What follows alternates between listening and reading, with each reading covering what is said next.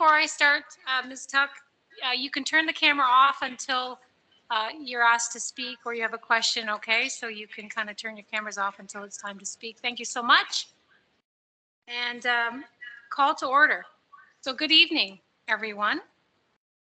Welcome to the Policy Committee on Tuesday, June the 13th, 2023, the last one for the school term.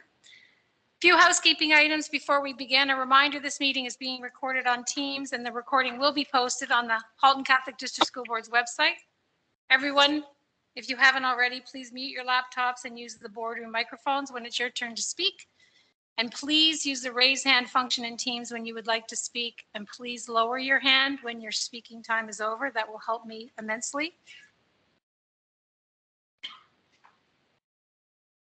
Could I kindly request that the land acknowledgement be played at this time?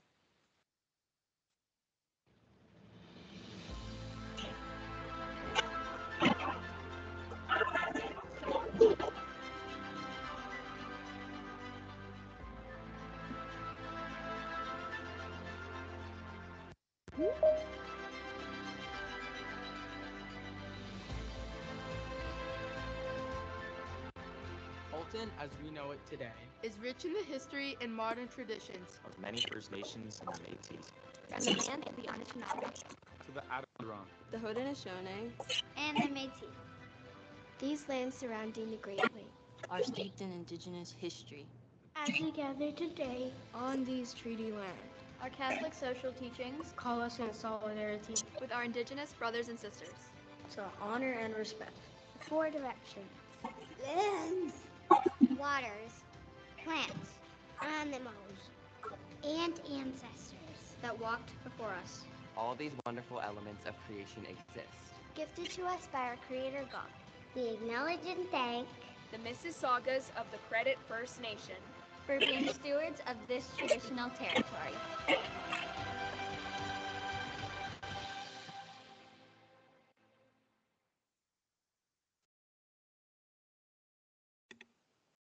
Thank you. Let us begin our meeting with an opening prayer by Trustee Agnew.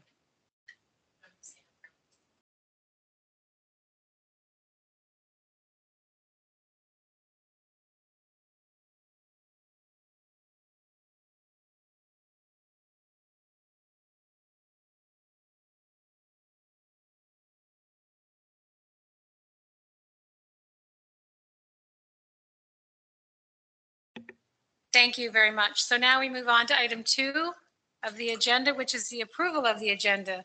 Are there any additions, deletions, or corrections to the agenda? Trustee Kennedy?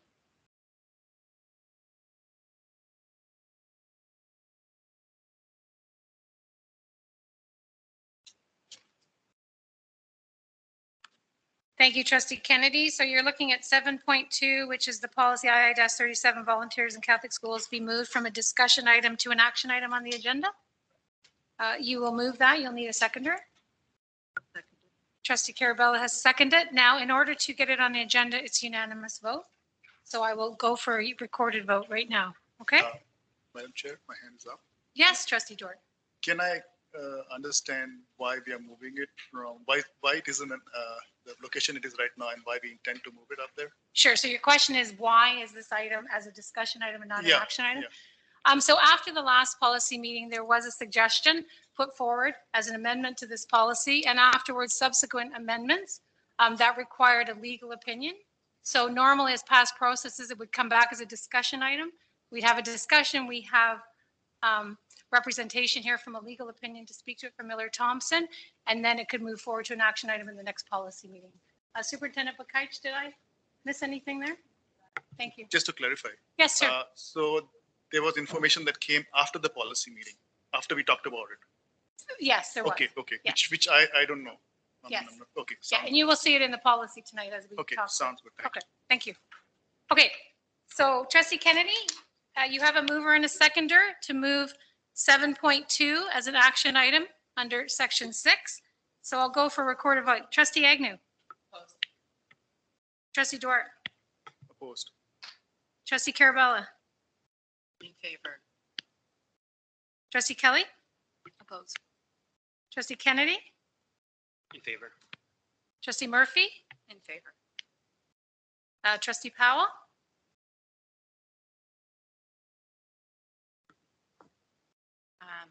I am, sorry, can I just ask a question?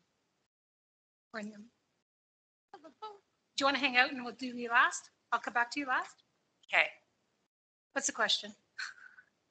Oh, it has to be now. Okay. Then I'll oppose. Thank you, Trustee Carabella. Trustee Saunders? In favor. Trustee Kuzma? Opposed. And do we have any other student trustees on the line here?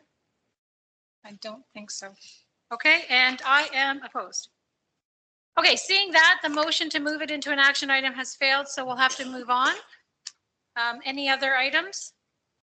I see Trustee Duarte and Trustee Kennedy's hands are up. Okay, thank you, Trustee Duarte. Trustee Kennedy? Hand was just up earlier just to wonder if I could give an explanation of why I wanted to make an action. Didn't know if that was possible.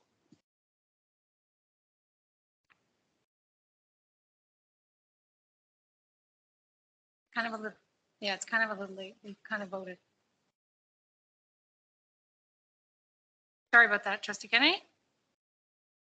Okay, so declarations of conflict of interest. Do we have any declarations of conflict of interest? Oh, sorry. We need to move to, I need a mover to approve the agenda and a seconder. I'll approve it. Trustee Powell, seconder. I'll second. Kelly? All in favor? Anyone opposed? Seeing none? Seeing none, the motion carries. Okay, moving on to item number 3, declarations of conflict of interest. Are there any conflict of interest to declare this evening? Okay, seeing none, we'll move over to item 4. There are no delegations for this evening. Moving into item number 5, approval of the minutes of the previous meeting from May 9, 2023. Are there any errors, additions, or deletions to the minutes of the May 9, 2023 Policy Committee meeting? Okay, seeing none, may I have a motion to approve the minutes of the May 9, 2023 Policy Committee meeting? May I have a mover? Okay. Trustee Agnew, thank you. Seconder, Trustee Powell. All in favor or anyone opposed? Opposed. Opposed? Thank you, Trustee Kennedy. I'll go to a recorded vote. Trustee Agnew. In favor. Trustee Duarte. Favor. Trustee Carabella. Opposed. Trustee Kelly. In favor. Trustee Kennedy. Trustee Murphy. Opposed. Trustee Powell. In favor. Trustee Saunders. Opposed. Trustee Kuzma. In favor. And I am in favor. So 6 to 3. Okay, so majority vote, the motion passes and the minutes are approved. Okay, moving on to item number 6, which are action items. We'll start with 6.1, which is policy I-28 electronic meetings. Trustees, can I have someone please move that the policy committee recommends that policy I-28 electronic meetings be forwarded to the June 20th, 23 regular board meeting for approval. May I have a mover? Duarte. Trustee Duarte, thank you very much. May I have a seconder? Trustee. Thank you, Trustee Agnew. Director Klein, you now have the floor. Thank you, Chair, and welcome everyone. This first policy to be spoken to is a fairly straightforward one, something that we've been used to certainly since COVID laid its grips upon us in earnest. The only thing that has been done here are a few cosmetic uplifts for it. So if you take a look through it, it's really a shifting of terms, but that is it in terms of anything that's been done. Just some housekeeping revisions. Thank you, Director Klein. Trustees, I will now open the floor to any questions. Trustee Kennedy? Okay, I don't see any hands up or any questions. Trustees, I will now take it to a recorded vote. So, Trustee Kuzma, In favor? Trustee Saunders, Favor. Trustee Powell, In favor? Trustee Murphy, In favor. Trustee Kennedy, Favor. Trustee Kelly, In favor. Trustee Carabella, In favor. Trustee Duarte, In favor. Trustee Agnew. In favor. I'm also in favor. That passes unanimously. If the policy will be brought forward to the next regular board meeting on June 20th, 2023. Thank you, everybody. Okay, moving on to item 6.2. This is policy II-13, psychoeducational, psychological assessment of individual students. Trustees, can I please have someone move that the policy committee recommends that policy II-13, psychoeducational, psychological assessment of individual students be forwarded along with the amendments to the June 20th, 2023 regular board meeting for approval. May I have a mover? Duarte. Trustee Duarte, thank you. May I have a seconder? Trustee Agnew? Trustee Agnew, thank you. Superintendent Rossini, you now have the floor. Thank you and good evening. The changes that were made to this policy were recommended by staff in consultation with the Special Education Advisory Committee. The staff is involved in determining the learning profiles and programming needs of students through psychological and psychoeducational assessment. The policy has been updated by staff in consultation with the Senior Manager of Equity and Inclusion and the Special Education Advisory Committee. We've updated the associated policies and procedures and references. Principles have been updated to reflect current terminology, and minor housekeeping changes have been made throughout. I'd be happy to answer any questions. Thank you, Superintendent Rossini. Trustees, I will now open the floor for any questions. Trustee Carabella, I see you have your hand up. Thank you, Madam Chair. So in the first bullet under principles, it says HCDSB is committed to conscientious wait time monitoring and management. And I have a question about what the current wait time is for some of these psychological assessments. And then, you know, about is there a certain threshold? What do we do if we reach it's too long of a wait time? And then I had a question that if the wait time is too long and parents go to a private assessment, how are those integrated into our schools? Thank you, Trustee Carabella. To Director Klein for the package of questions.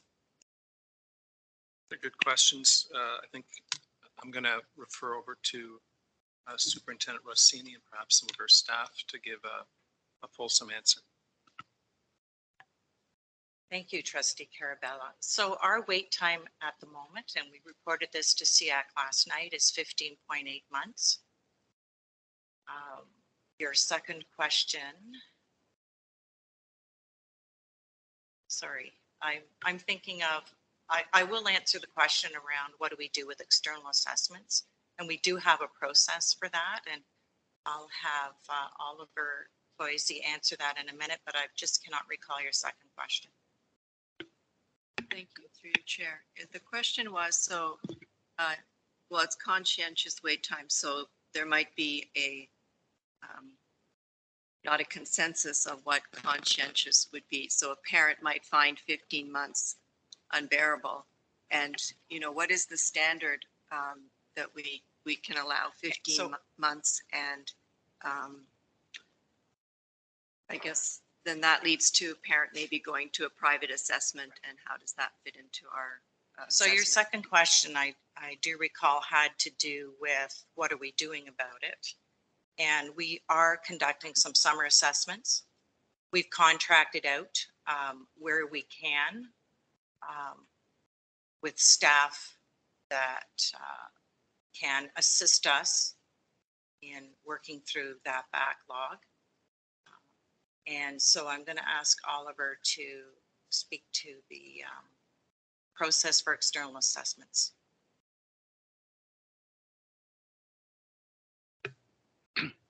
Thank you, Madam Chair. And Mrs. Carabella for the question. We have a standard process for reviewing external assessments. With consent of the parents, they all go to our staff and are being reviewed, and recommendations about strengths and needs and appropriate identification are being shared with the school. That involves psychological assessment as well as medical assessments. This year we have received about 1,000 of those. And with respect to the other question, we can't, as Mrs. Rossini said, we contract out through RFPs and to our own staff for the summer and throughout the year to reduce wait times where we can. Thank you, Oliver, and thank you for coming in to address. Trustee Carabella, do you mind if I move on to Trustee Saunders? Thank you. Trustee Saunders, you have the floor. Yeah, I just wanted to ask the one point where it says it's in red, the planning administration interpretation of the assessment must be carefully recognize the student's individual assessment needs, culture, and linguistic background. The review of the process and analysis of the assessment will be guided by anti-racist and anti-oppressive framework. From what I recall, when we did the original discussion in SEAC, that last part wasn't included. And I think from what I recall, there has never been an issue in these assessments that had anything to do with anti-racist and oppressive framework. And it just seems that this is kind of sort of harsh and sort of provocative language. And I'm thinking, I think the policy would be sort of more focused on education and, sort of consistent with wording that we have in other policies. So I would like to make a proposal that be struck, that part be struck out. So, Trustee Saunders, sorry, as you were sending it through the chair, I'm sure, Yep. is there a question to be asked? Yeah, just a question. So I'll ask the question, why is it there? Okay. And then sort of. Okay, let's build on that. Okay, So let's thank go. you, Trustee Saunders. So through you, Director Klein, for that question. Well, Trustee Saunders, sadly, racism and oppression do exist. They exist all around us. They've existed for centuries, and they are things that impact the lived lives of our students and other citizens here in Ontario. So we are committed in this board to work to be anti-racist and anti-oppressives. And we would, what I would do though, is also turn over to my staff in special education to see how that manifests itself within that as well. This is a clinical question really above all. And so I do think that needs to be addressed from a clinician's perspective, because that is something that I think whether we have psychologists or speech and language pathologists or other clinicians in our board, there's something they are aware of. I will also, catching the eye of Ms. Jayaraman, see if she would like to speak to this as well, but it certainly is something that is real and something that we work to counter wherever we can at this board. Do I have the floor? Okay. Please proceed, yes. Thank you and good evening. So this is part of sort of intentionally looking at making sure that everything that we do at the board, whether it's policies, procedures, programs, that have a intentional lens to look at what are the systemic barriers, how do we dismantle them? That is essentially what anti-racist, anti-oppressive framework means. And this is sort of guided by our equity and inclusive education policy, which has 8 different pillars, if you recall. And the first pillar is to really look at saying equity and inclusion has to be at the center or the forefront of everything that we do. So it's that intentional recognition, also because traditionally when you look at anything from policies or curriculum or assessment tools, they've not always intentionally looked at students with, different, whether it's different racial backgrounds or abilities or different, ethnic backgrounds. And that this is really an opportunity to say, well, we need to look at it through that lens so that we're not leaving any student out who may not fall within those dominant categories. So it's an intentional way of looking at it. It's sort of part of our policy. And this is something that we're encouraged to do, or we must do, not encouraged. I do change that, but we must do as part of our policy and our legal obligations. Thank you, Ms. Jayarama. Trustee Saunders, do you have a Just follow-up? a quick follow-up. Could you describe an oppressive behavior during one of these interviews, or an anti-racist behavior that has been seen or could be demonstrated? Like, I'd be interested to know what that looks like. Like, what would an oppressive behavior look like when they're doing this evaluation? Trustee Saunders, I'll direct your question to Director Klein. Could I describe in a clinical environment what those might look like? I don't think I could do so in a full way, nor would I really want to.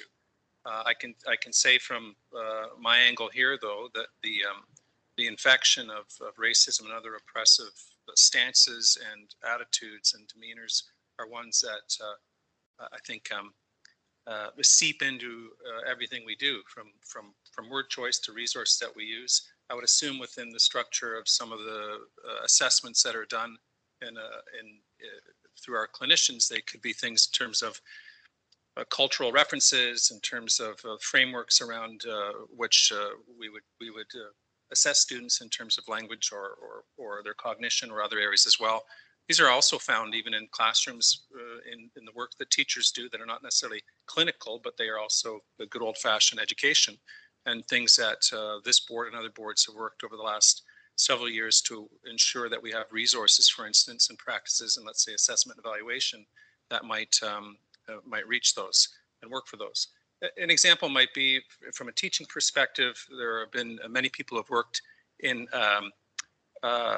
with, for example, the First Nations, where there's understood demeanors in terms of eye contact and other things that have to be recognized by educators if they are to fully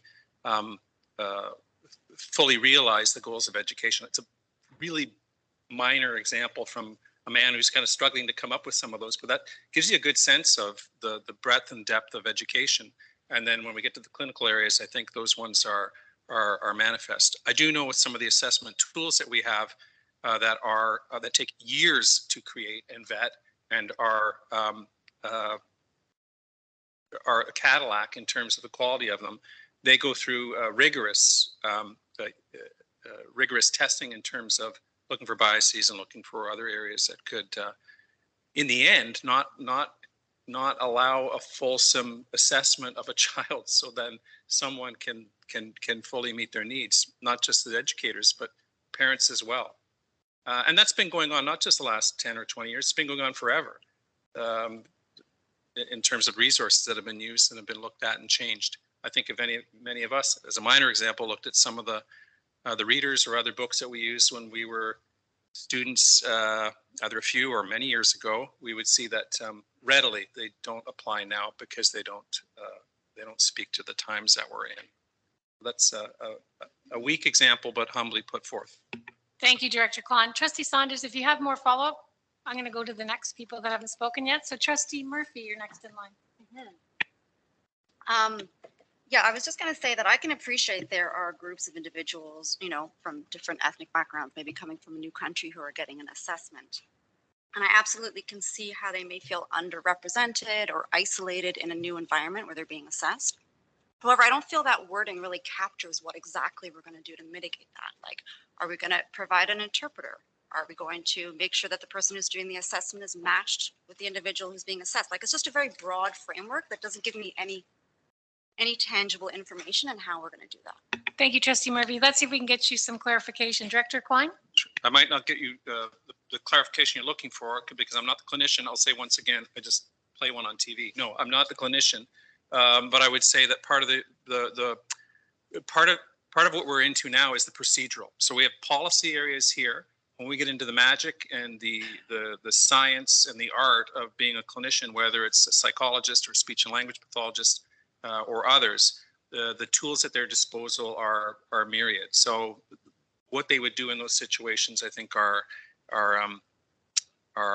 not necessarily known to me perfectly. I've given you kind of a minor example of how that might work, but I do know that they do exist, and that's why they're a profession, and they're a profession that is constantly sharpening their skills on a day-to-day basis.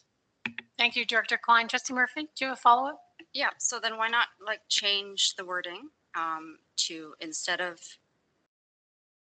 assuming a negative sort of intent on the part of the person, right? Saying that they're oppressing the other individual. Why not preempt that and say that we'll make sure that we're providing the appropriate tools to ensure that the individual doesn't feel underrepresented or isolated or unsafe in the situation, whether that means, like I had suggested, an interpreter, making sure that it's in their native tongue, or that they get a choice of who assesses them, perhaps. Like, I think that's a little bit more of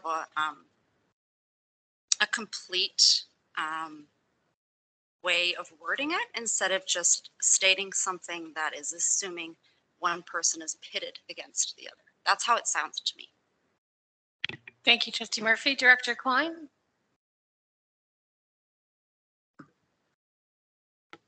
Yeah, I would turn to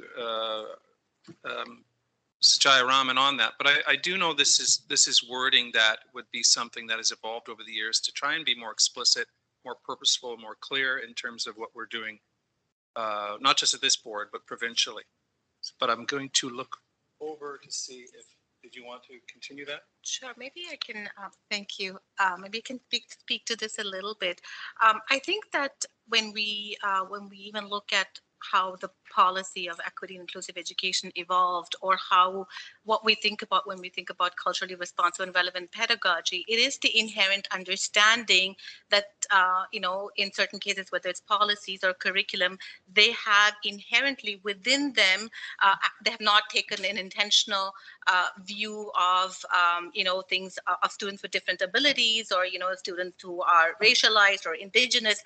That is not part of the regular way of doing things. Therefore, when we talk about anti-racist, it's sort of asking us to think about that intentionally. But beyond that, I think I heard you say that, when you use the word anti-racist, it's about pitting people against people. But anti-racism, the way it's conceived of as a framework, is not about individuals, you are racist, she is racist. It's about how systemic racism operates, which is why we have even, an anti-Black racism strategic plan, because we recognize that the way systems are set up, racism and oppression exists, and that's sort of the starting point within systems. And when you take a framework that's anti-racist and anti-oppressive, it begins with that acknowledgement, goes way beyond an individual, and it's not about individual naming or shaming or blaming. It's to sort of look at how can we change systems, because things have been happening in particular ways and have not taken into consideration. I heard Director Klein give a small example. Another one that you may recall is about, for example, about the school uniform policy. I'm not a clinician, so I can't speak to that piece. But when we looked at the school uniform policy, we said, oh, we have on the surface of it, a really good policy, good intentions, no bad people over here. However, it has a negative impact on particular groups of students. So those that are perhaps asking for accommodation based on religion, or perhaps, Black students, it has a negative impact. Therefore, we need to change the system, i.e. the policy, to look at that through the anti-racist lens to say, okay, this policy, for example, of head coverings, or you have to wear a particular kind of pants, really is oppressive towards particular groups. So we need to change the system. So I really want us to get away from this notion of individuals and focus on systemic issues. I mean, that's how I interpret the policy. Thank you, Ms. Jayarama. So Trustee Murphy, I'm going to move on. We have two other speakers. So if you have more questions, just kind of fill in at the end there. Trustee Carabella. I'll come back. I have a question about this, but I have another one in first. Is at the last bullet, it says psychological reports may be placed with parent guardian's consent in the Ontario student record folder and the psychological files, and it says where they're stored. So I was surprised to know that that's an option. That wouldn't the records, these assessments, be placed? That the psychological reports will be placed. So I just didn't know it's an option, and who would that option rest with if the parent doesn't want that assessment? File? Thank you. Thank you, Trustee Carabella. We'll get clarification on that bullet point for you, Director Klein. Yeah, there are certain regulations and rules around OSR, and there are certain rules and regulations around what goes in OSR. and notwithstanding the reams of reports that could go in there. I'll turn it over to Yes. Oliver. Thank you. Thank you, Madam Chair, and Ms. Carbella. So the information gathered through psychological assessments is confidential and private, and is the information of the client. So in this case, the parent. Although the assessments are being done through the school board, they are psychological information, and therefore it is through the consent of the parent that this information can be released to the Ontario Student Record. And we've been advised in the past by the College of Psychologists and Legal Advice that this is a requirement. We always hope that the parents release the information, because we feel that it is in the interest of the student to have the information available to very specific school staff that is very limited, and but the parent has the right to withdraw consent to share the information with school staff and DOSR. Thank you, Oliver. Trustee Carabella, do you have a follow-up? Not for that question. Thank you. I'll move on. Trustee Saunders, Is it appropriate to propose an amendment? if you want to put a motion on the floor. I would. Yep, it's an action item, so you can put a motion forward. Okay, I've got the wording here and I sent it to Andrea. Sort of a new wording, which I think what happens is we got these kind of words, and I think we can do better by sort of, using these words to describe what we want to accomplish. So I think rather than having these sort of ambiguous words, we can actually say this is what we mean. So that's the gist of my motion. So do you want me to read it, or? I think what we'll do, Trustee Saunders, we'll give Andrea a few minutes to get it up on the screen, and then Okay. we'll put a motion forward. You'll get a seconder. Okay. And then we can talk about it. No problem. So everyone just, there it is. How fast. Okay, so Trustee Saunders, you want to put a motion forward? I do. Go ahead. Okay, so the motion is, instead of, so striking out the review of the process and analysis of assessments recognizing anti-racist and anti-oppressive framework, what I propose is so I'll just begin at the beginning. The planning, administration, and interpretation of the assessment must be made carefully, recognizing the student's culture and linguistic background. Assessments shall be delivered in the child's first language where possible, and always in a language in which the child possesses an appropriate facility. Assessment practices shall be fully accessible, with consideration given to any known or potentially accessibility issues, including but not limited to those relating to mobility, hearing, and sight. The review of the process and analysis of the assessment recognizes an inclusive and equitable framework, and shall include a review, recognition, and elimination of any potential bias, including but not limited to socioeconomic, primary, or first language, sex, gender, age, ethics, or racial background. Thank you, Trustee Saunders. So we'll speak to process. You will need a seconder so we can have a discussion about it. Okay. So you've moved an amendment to this policy. We're looking for a seconder. I'll second it. Whoa, that was like right at the same Go time. ahead. Trustee Murphy, you second it? Okay. Now it's up for discussion. I see the next in line would be Trustee Carabella. Thank you. I will say that I do like this, in that it is, it understands, it talks about inclusive and equitable, as well as certain considerations that are put in place, which will help parents when they read that policy, because parents are going to be reading the policy. And I think this is very descriptive. But I mean, I shouldn't be speaking to this amendment. It's Trustee Saunders, so he should have started. But thank you. Thank you, Trustee Carabella. Yeah, you started to speak. So you have a few minutes to speak Oh, to your yeah. motion. And all it is that I think that we can say the same thing in sort of a more constructive, positive way. And because I think that's what we should be doing. We shouldn't be kind of coming up with things that are, I think, loaded with a lot of like, inflammatory or words. I think we can say the same thing, say it like this, we get to the same place, but I think it's a lot more, I think it's more inclusive, and I think it's more consistent with how policies have been written. And I just think it's a better way to say the same thing.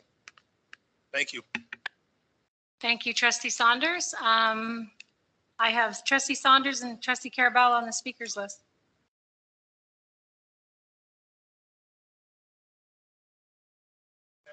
My hand was up. I already said what I was going to say. Thank you. Okay, so Trustee Carabello, you're okay? Yep.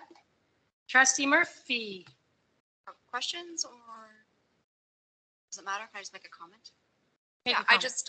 I agree that this is sort of getting to the same result, but it's a little bit more descriptive. And like, I agree with Trustee Saunders that it's more constructive. And I think that as a parent, maybe with maybe new to the country or a racialized family, they may feel like, okay, at least I know now that these practices allow me to ask for accommodations.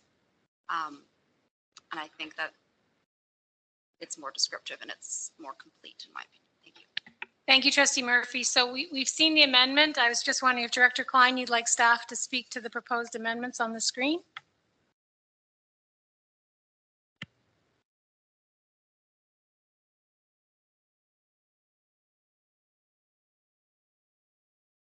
I invite staff to make some comments on it. I think the one that's resonating with me is the fact that we've had for 5 years now an education equity action plan in Ontario, and it talks a lot more about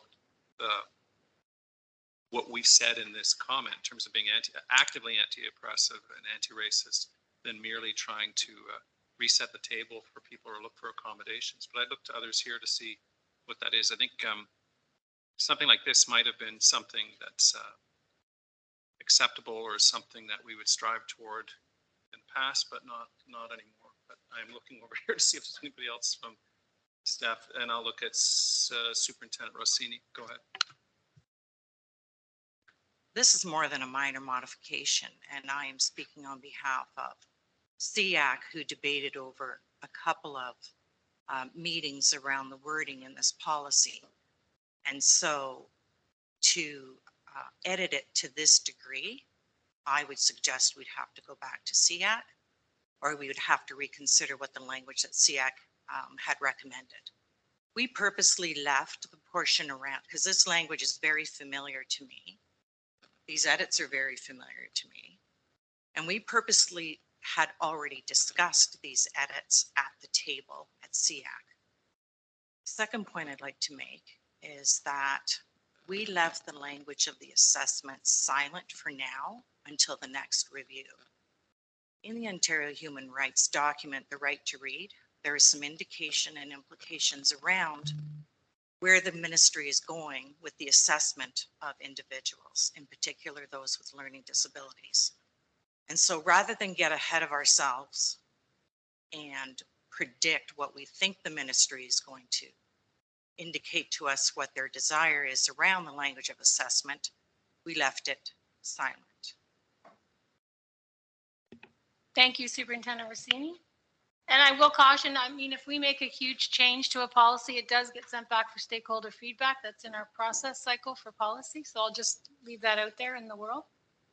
Trustee Murphy, I'm going to go on to Trustee Duarte. He hasn't spoken on this issue yet. Trustee Duarte. Thank you, Madam Chair. The first bullet seems to be a little problematic because if you're going to do the assessment in my first language, it's like everybody's going to lose out on that. But my question here is to staff. How does this change align with any of the PPMs out there? Does this language align? It seems that we have taken one statement and we have made it into, blown it up into a huge thing. I got lost reading the last bullet from the beginning to the end. And so it's quite a heavy addition.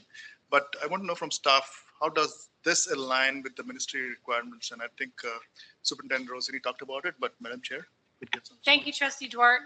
Through you, Director Klein, for clarification to Trustee Duarte's question. Yeah, I'll turn to our staff on this. I know this was something that was looked at in great detail, but it would be good to know how this would impact people in terms of the work they do.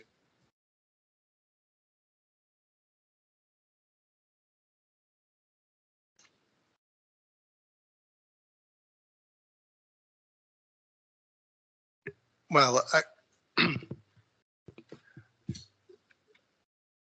I would say that the language about conducting assessments in the first language is just not feasible, and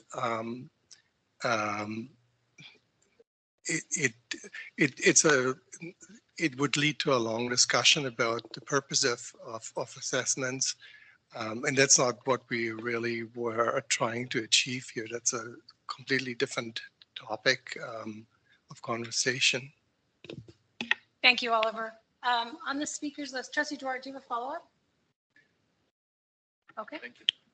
Trustee Kennedy, you have not spoken to this, and then Trustee Agnew is next in line, and then Trustee Kelly. I have a question. So the part that's crossed out there, I know it's just but who decides on how that part is implemented? The review process and the analysis of the assessment will be guided. Who decides on, like, implements that guidance? Where do they get that information from and make sure they're doing it properly if that were to be left? Thank you, Trustee Kennedy. Director Klein, to delegate where you see fit. Thank you, Chair. Sorry, I have to keep turning back. The assumption is that would be something that would be staff would be that would be in their purview. I'm looking over here and I see nodding of heads. So all psychological assessments are conducted either by or under the supervision of a member of the College of Psychologists of Ontario.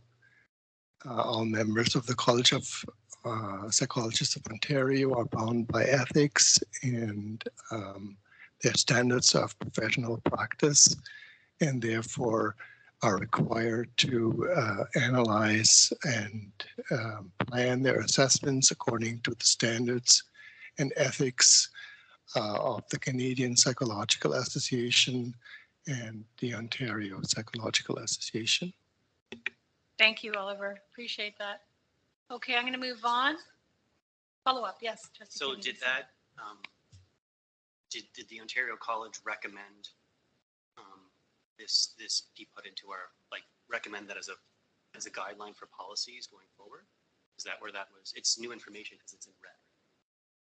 Did they recommend that be added to this, or like as a guideline for future policies?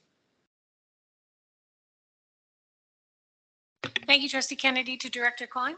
sure, I will direct this over to Superintendent Rossini, but I think I'd go back to, there was a conversation at SEAC around this, and I think that conversation would have delved into the origin story of it.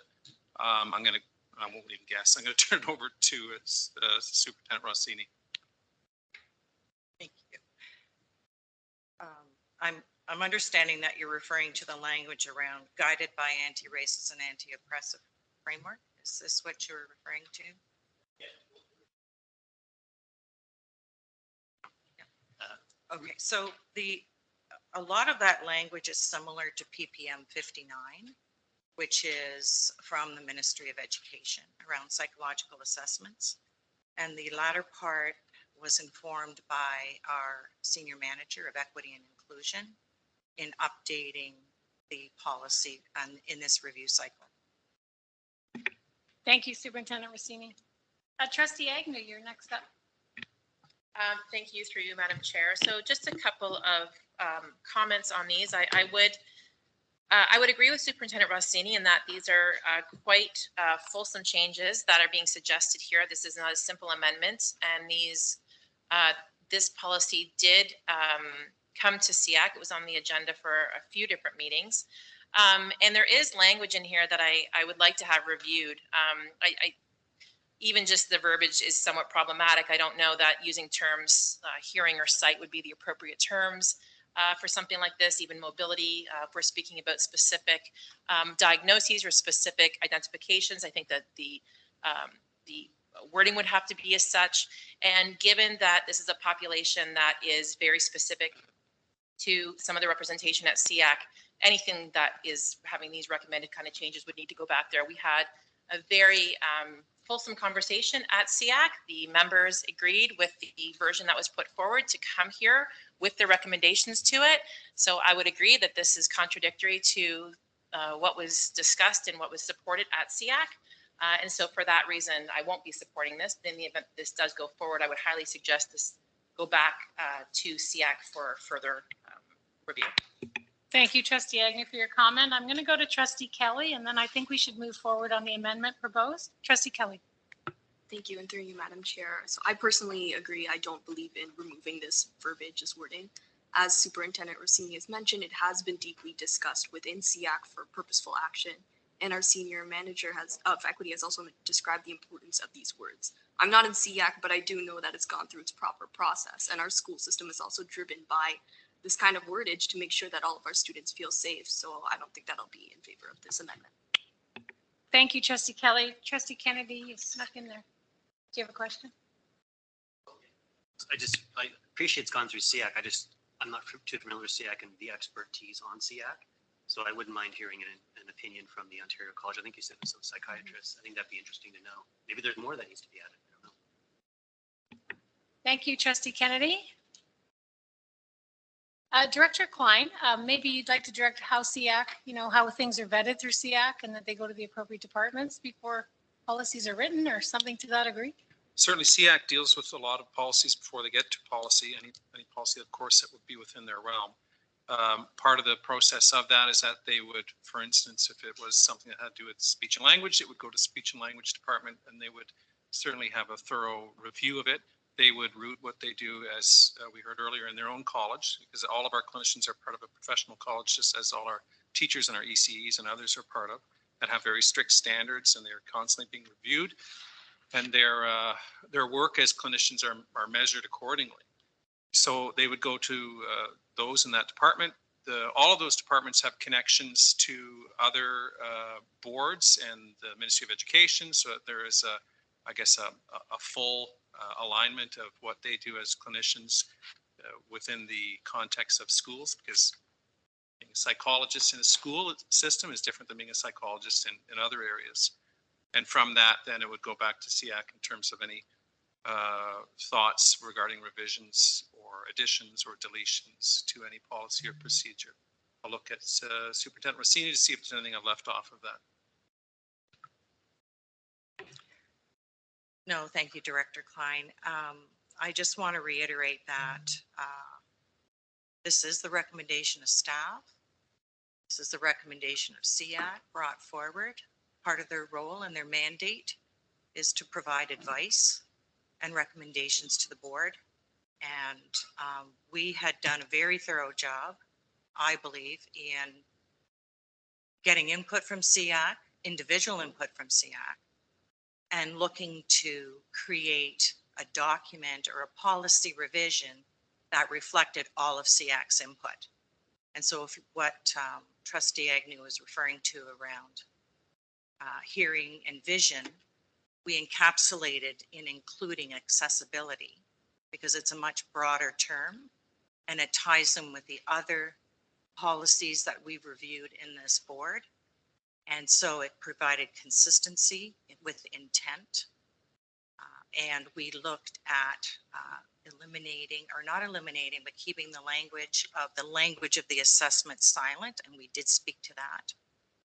We also spoke on a number of other items, and there was consensus when we took a vote that this was the policy that they wanted, policy and revision to the policy that they wanted brought forward to you. Thank you, Superintendent Rossini. Seeing none, I see Trustee Carabella. We really need to close this up, Trustee Murphy, so I will let you speak, and then I'll let Trustee Saunders close. Thank you. I just want to mention that PPM 59 does mention delivering the assessment in the student's first language where possible. Thank you, Trustee Murphy. Through you, Director Klein. See a hand raised in terms of that PPM is an oldie but a goldie, but I will see what Superintendent Rossini has to say about and yes, we did speak to that. It is a very old PPM, and at the time in Ontario, there were two languages, French and English, and that was the intent of the PPM at the time. Thank you, Superintendent Rossini. Follow up, Trustee Murphy? Thank you. Okay, Trustee Saunders, I think it's time for you to close with your amendment. Yeah, And and I then think the, thank you through you. Madam Sorry, just Chair. a second. Trustee Kennedy, is there something wrong? Do you need to speak? Would you like to speak to this? Sorry? Go ahead. No, I just, when I look at the items that are not crossed out, they all seem pretty straightforward to me. I can comprehend them. But the item that is crossed out, I think it would be good if we can get a little more information about the process. Like, again, I think we kind of answered, like, who kind of makes that decision, staff. But is there like are there guidelines that they go through to make sure that's done properly? Maybe that's an appendix item. Or is that just procedural and that's not part of this process? Thank you, Trustee Kennedy. Director Klein, maybe some clarity there. Yeah, I think that's clearly, and I think that's a procedural question. I'm not sure if there'd be an opportunity when people at some other time would be glad to meet and talk about some of those, but I don't think that's something for tonight, except for Superintendent Rossini, who would disagree with me. No, absolutely not. Would never do that. I just want to remind the Board of Trustees that these are professionals with many, many years of expertise in their field. And when they review something, they review it through their college, and they're guided by their college and the standards of their profession. And so they bring a wealth of experience, especially when it came to this particular policy, in terms of guiding staff and the practicalities that we deal with every day. Thank you, Superintendent Rossini. Okay, so we spent a fair amount of time on this. So Trustee Saunders, please close with your motion of amendment on the And table. I appreciate the commentary. I mean, to Superintendent Rossini, it still says in there individual accessibility needs, so that's still there. And to Mr. Froze, there is issue about the language where possible. So it doesn't say it has to be in the first language. It says where possible, and always in a language in which a child possesses the appropriate facility. So I don't think that's a problem either. But like I said, I think this kind of avoids these kind of buzzwords. I think these words are loaded. I think there's some ideology behind them, and I think we can say the same thing, but say it this way. And I think this is a much easier way. It's more inclusive. It's more fulsome to describe what they're doing. So I support this. I think it's not a bad idea. If it has to go back to SEAC, then fine. But from my recollection, I think this was presented to SEAC. There was agreement, and then it came back with all these changes. So I think there's been different levels of agreement from what I recall. So I just thought this seemed to be a better way to do it. So thank you very much. Thank you, Trustee Saunders. And I know your intentions are pure. Just watch the inferences that are coming out of there. Just be careful. Okay, so let's vote. We're going to vote on the amendment as we see on the screen. Moving forward, I'll give you a couple of seconds as I get organized. We are voting for the amendment on policy 6.2, okay, everyone? Okay, Trustee Saunders. In favor. Trustee Powell. Opposed. Trustee Murphy. Favor. Trustee Kennedy. Not enough information, abstain. Trustee Kelly. Opposed. Trustee Carabella. In favor. Trustee Duarte. Opposed. Trustee Agnew. Opposed. Trustee Kuzma. Opposed. And I am also opposed. So that's 3, 4, 5, 3, and 1 abstention. So the amendment motion fails. So we'll give Andrea a few minutes to get us back to the original policy 6.2, which we will vote on unless anyone has a quick question on the original policy that's brought to this committee for discernment and voting. Trustee Carabella, do you have or is that just a hand there from before? I do have my hand up. I did have a question that never got answered. Just regarding the training that our staff has in equity and inclusion. I think that was understood that our staff would have that training. And I thought that, anyways, it's just regarding the motion that just failed, but that I thought that with their training, with that third bullet, recognizing inclusive and equitable framework, that we were doing a good job with the amendments. But thank you, Trustee Carabella. Okay, fellow trustees, let's call the vote on the policy 6.2 as presented. Okay, trustee Dwart, In favor? trustee Carabella, Opposed. trustee Kelly, In favor. trustee Murphy, Opposed. trustee Powell, In favor. trustee Saunders, Opposed? trustee Kennedy, Abstain. trustee Agnew, In favor. trustee Kuzma, In favor. and I am also in favor. 1, 2, 3, 4. So that's 5 in favor, 3 opposed, 1 abstention. The motion passes. Okay, so majority of this policy will be brought forward to the next regular board meeting on June the 20th, 2023. Thank you, everybody. Okay, moving forward to 6.3. This is policy II-25, selection of learning and library materials. Trustees, can I please have someone move that the policy committee recommends that policy II-25, selection of learning and library materials, be forwarded along with the amendments to the June 20th, 2023 regular board meeting for approval. May I have a mover? I'll move it. Trustee Agnew? I'll May I have second. seconded? Trustee Kelly, thank you. Superintendent Kroll, you now have the floor. Good evening, trustees, and through you, Madam Chair. Pleased to bring policy 2-25, selection of learning and library materials for consideration for the policy committee. It does speak to our learning and our library materials. So we've made a few changes. We've updated the associated policies and procedures. We've updated the principles and requirements just to clarify some language and made some other minor changes throughout.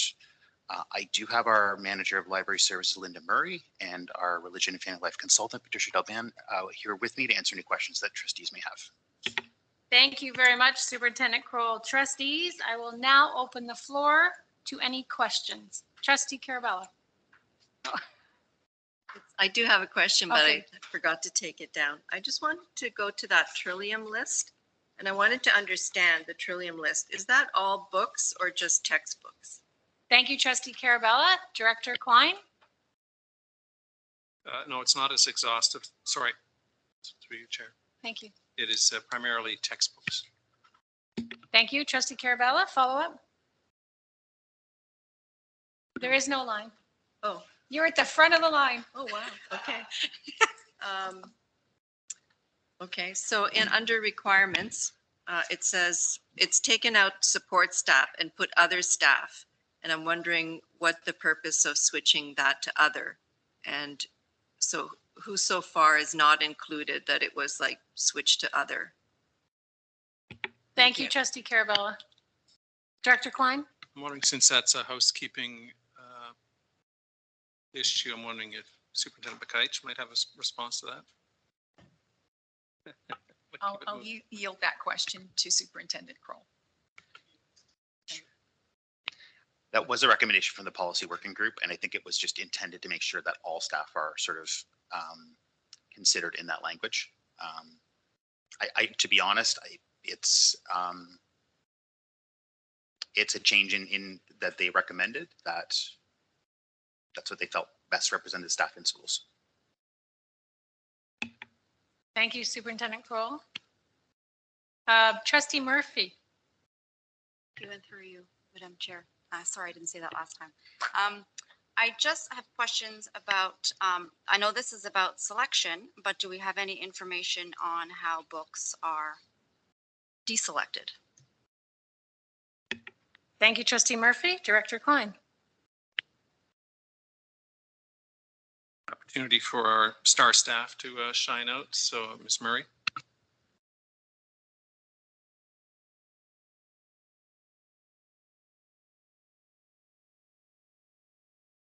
Sorry, point of privilege. Sorry, Ms. Murphy. Mike, we always forget. This one. Oh, We sorry. forget to. It's I'm okay. doing the plus sign. I just want myself to be louder. So all library staff, whether they're librarians in secondary or library technicians at elementary, go through extensive schooling. And part of their professional learning is the deselection of library materials and how to build a collection. And that could be anything, like we use the musty principles. So like if it's old or weathered or outdated, or if it's superseded by a newer copy or a newer edition, those are just principles that we learn. And any public library, school library, any library would follow something like along those lines for the deselection of library material.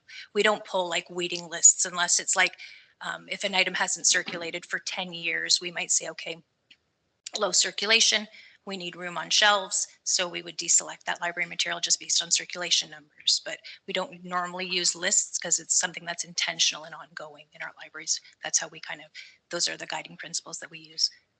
Thank you, Ms. Murray. Trustee Murphy, do you have a follow-up? I do, yeah. So has there been any, is there a list of books? Like I know that some of them are removed like because the spine's damaged or, maybe it hasn't been checked out in a really long time, but what other, like, is there any other criteria or has there been any books removed? And if so, could we be provided with that list? Thank you, Trustee Murphy. Through you, Director Klein, to you.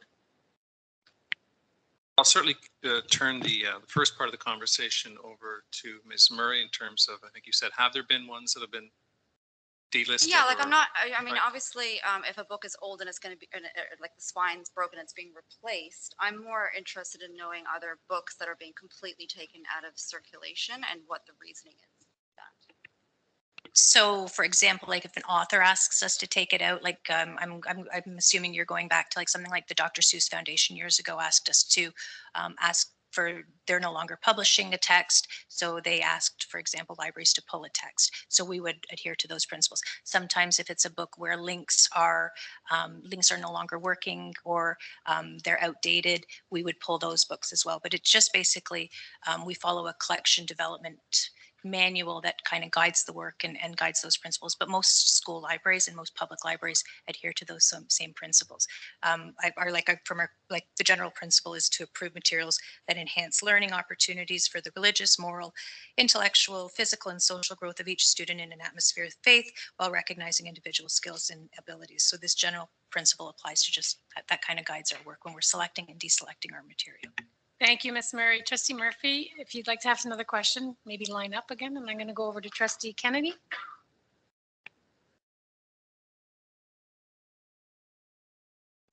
Okay, Trustee Carabella. Thank you, Madam Chair.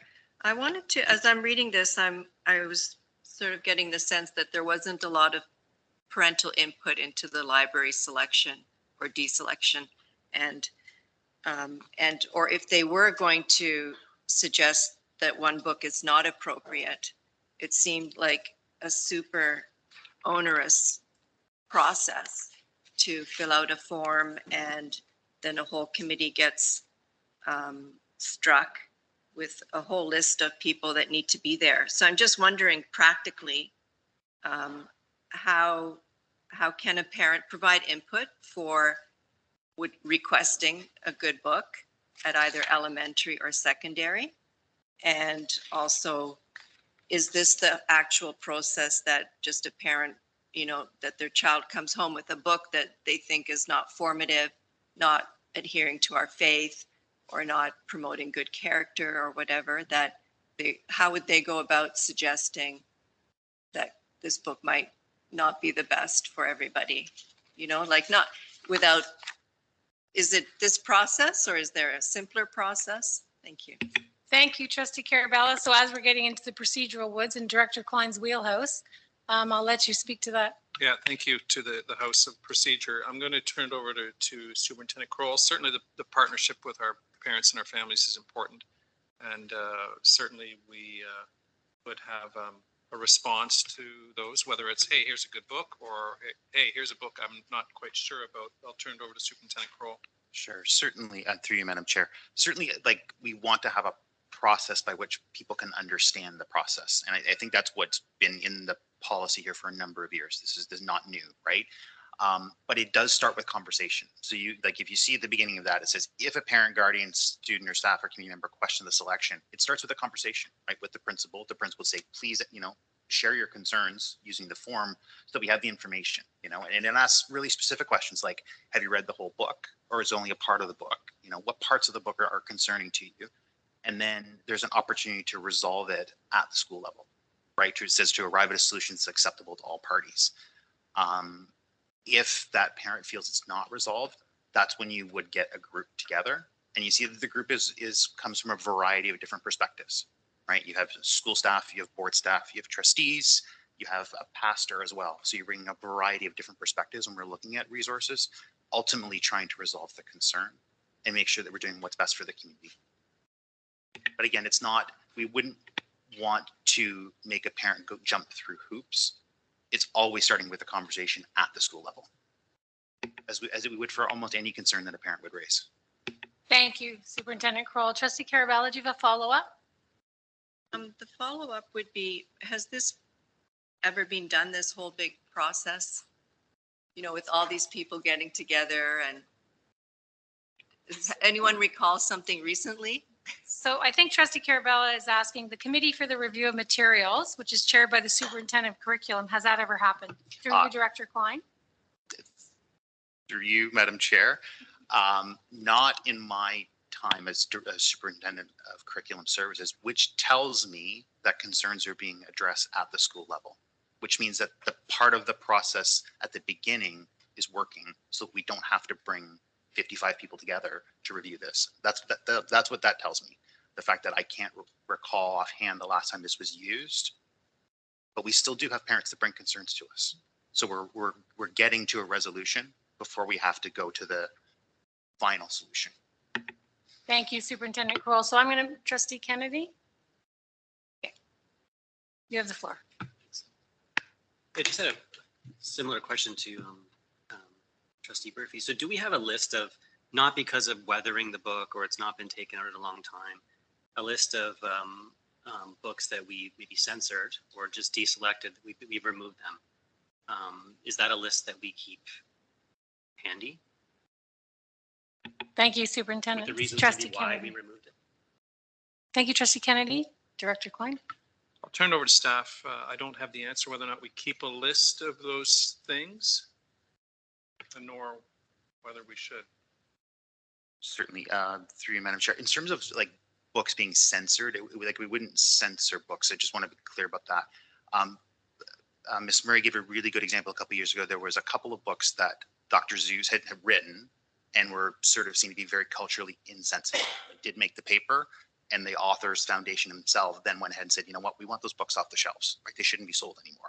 There's another author, Dav Pilkey, who's very Captain Underpants, right? And had written a book that, 15 years later, he's like, that book shouldn't be out on shelves. It shouldn't be in libraries. So let's pull that off. So the short, like when you're talking about which books we're pulling off shelves, those would be the kind of books we're pulling off shelves where there are legitimate concerns about that they're no longer appropriate, and they may have been seen to be appropriate 15, 20 years ago.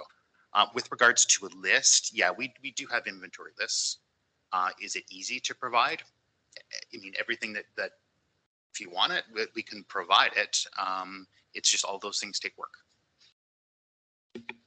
Thank you, Superintendent Kroll. Trustee Kennedy, do you have a follow-up? No, can you give any examples of any other ones that are like any books from Harper Lee or Agatha Christie, any of those books been removed, or books that maybe, do you have any other examples? I know the Dr. Seuss, I did hear about that in the news, but were there any other, and do you have like a mechanism to make sure that they don't get back in? I mean, in 20 years from now, like there's new people, is there a way to make sure that that doesn't come back in? Thank you, Trustee Kennedy. Director Klein? Yeah, I do see our staff poised to answer that, so I'll let them do it.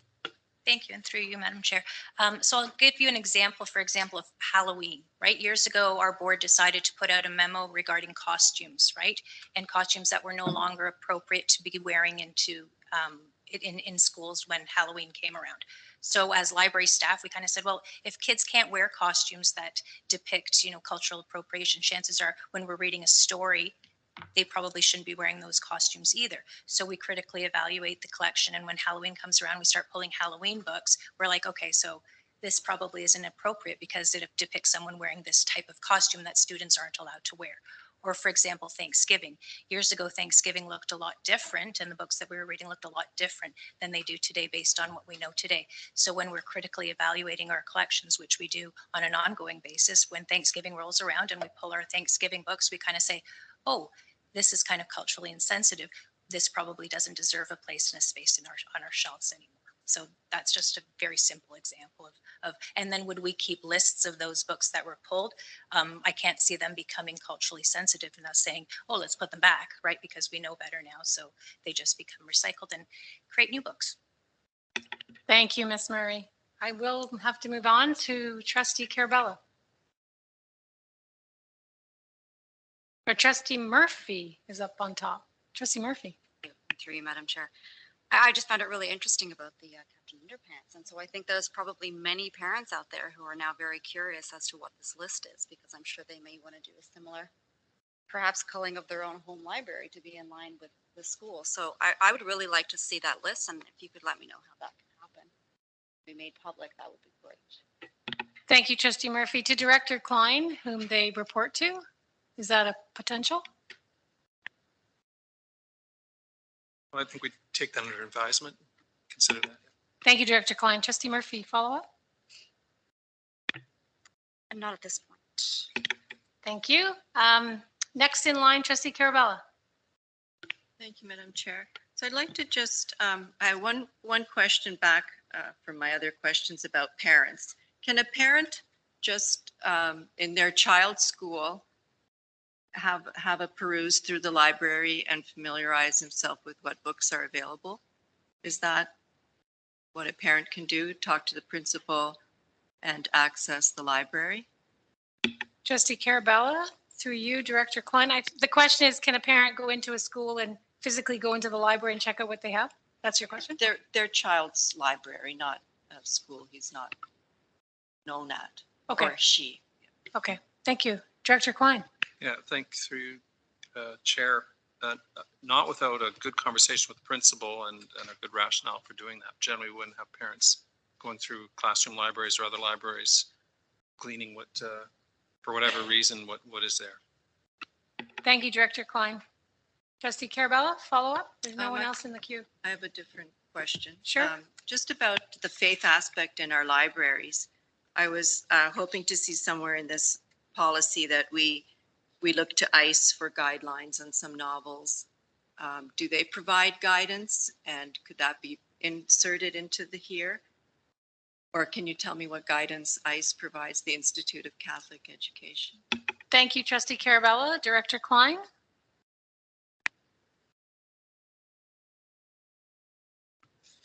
Sorry, I missed part of that. In terms of ICE? Yeah, I think Trustee Carabella's question, correct me if I'm wrong, I'm paraphrasing, is does ICE vet any of the books that go into our libraries, or what is the process that involves ICE? Is that the question? Vetting or suggesting, or, if someone has a question, if this is a good book. Well, I was thinking in terms of the faith aspect in our libraries, it's going to be very important. And I'd like to know, is there a focus on that? Do we also ask ICE for advice on good books to have? An exciting section on apologetics. There's lots of current issues in society that need a good Catholic book beside it to give a very wholesome Catholic response. So that's what I'm looking at. I don't see that in this policy in particular. There's one little section about Catholic values, but that looks like it's the textbooks. So I'm just wondering the broader picture of all the novels and fiction and nonfiction. Thank you. Thank you, Trustee Carabella. Director Klein. Thank you. So you want ICE advice? And I noticed too, you mentioned exciting books on apologetics. That's a long list, the exciting books on apologetics. I am going to turn this over to staff, but I would certainly think that if the Institute for Catholic Education had thoughts on this, I think that's certainly something, because we are partners with them, that would be very important to us as well. And I know there are other avenues for that as well, but I will turn over to Superintendent Kroll, and we have our other staff who would help too. Certainly. I think it's worth noting that the first principle talks about Catholic faith and Catholic teachings, and there's a reason why it's the first principle in there, right? That's our responsibility as Catholic educators. With regards to specific resources, we do have an expert here who does closely work with the Institute for Catholic Education, so I'm going to turn over to Patricia Delben, who can speak more about that. Through you, Madam Chair. do work in partnership with the Institute for Catholic Education, but they are responsible primarily for the actual curriculum in religious education and family life from K to 12. And so because of that, they wouldn't provide a list, but we do often, even provincially, have the opportunity to review books, talk about books, and look for books. So 2 examples that just came through from St. Paul's, the Church Rocks, which would be for 4, 5, 6, and 7, 8. And What Angels See, which would be a primary book. Having said that, we also look to curate books that support all of the other curriculums. So we purchased, during federal elections, we purchased a book that was done by the Archdiocese of Toronto around voting. And so we often, as a curriculum team, discuss what are the texts that are available and how they are in line with the Catholic faith tradition. And I'm very pleased actually with what we have been able to purchase and put into our schools. A lot of really foundational pieces, perhaps not apologetics, but we do have a book for photography from Thomas Merton. So those are just examples of how we would select books in line with our Catholic faith.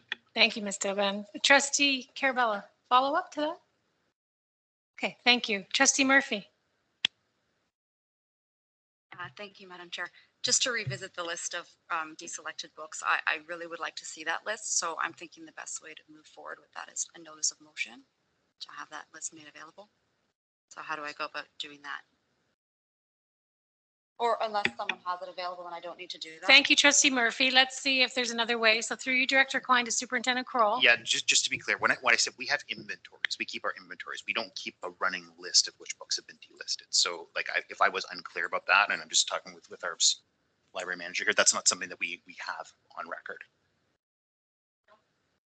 Sorry, we don't create weeding lists. Like we don't pull a list unless it is something with circulation data. Like you would never be able to ask that's the reason for having library professionals in our libraries, because it's part of their schooling and their professional learning. You couldn't ask the computer, hey, could you select culturally insensitive things for me to pull? Like it's a matter of looking at your collection, critically evaluating your collection with that lens of what deserves a place in a space on the shelves. Thank you, Ms. So Murray. there isn't, when we're talking about Dav Pilkey and Captain Underpants, just to clarify, it was one of his titles. He is the author of Captain Underpants, but it's his Ukengluck series that he had asked to pull, just in case. Thank you, because Ms. I know Murray. this So is Trustee recorded. Murphy, and I think, please correct me, I think what we're asking for, we don't have. Is that what I'm hearing? Yeah. So if a parent was to call and ask, you know, what books has this book been removed? Would there be a way to access that information? Through you, Mr. Murphy, and to Trustee Murphy, and to you, Director Klein, would that just not be, do you have that book? Like I'm looking, do you have that book? So I think that's just my opinion. Okay, thank you. Okay, Trustee Carabella, and then if no one else wants to speak, I think we'll move forward. We've had a pretty healthy communication, but Trustee Carabella? Just another question, just for clarity. So if a parent would like, or if a parent sees a book that they don't think represents the Catholic faith well, is that something that they would then bring to the principal and have a discussion there? Thank you, Trustee Carabella. So we're talking about procedure again. So that's your wheelhouse, Director Klein. Well, it is also policy. So I will say in terms of the process of going to, in this case, teacher or ECE, whomever it is, to have a conversation, I wonder why. And then again, if not resolved, principal, superintendent, et cetera. I think we know the sequence. Trustee Carabella, follow up, or is that process fairly clear? Okay, Trustee Kennedy. Thank you, through you, Madam Chair. It says the committee membership includes, a trustee when selecting new materials. Who is the current trustee, and does that trustee get replaced every year? Do we allow for other trustees? Thank you, Trustee Kennedy. I will put it over to Director Klein, but I think I've heard we've never had a committee. Yeah. So I think that would be new, right? No, I think if this were to occur, then I think that would be something we would go to chair and see if who we'd select or who we'd invite to that. So for clarity, we have no past precedents because it's never happened before. Correct. Trustee Corral, Superintendent Corral? Just to be clear, like I can't say for certain it's never happened. I'm just saying in terms of like my time, it's certainly before my time.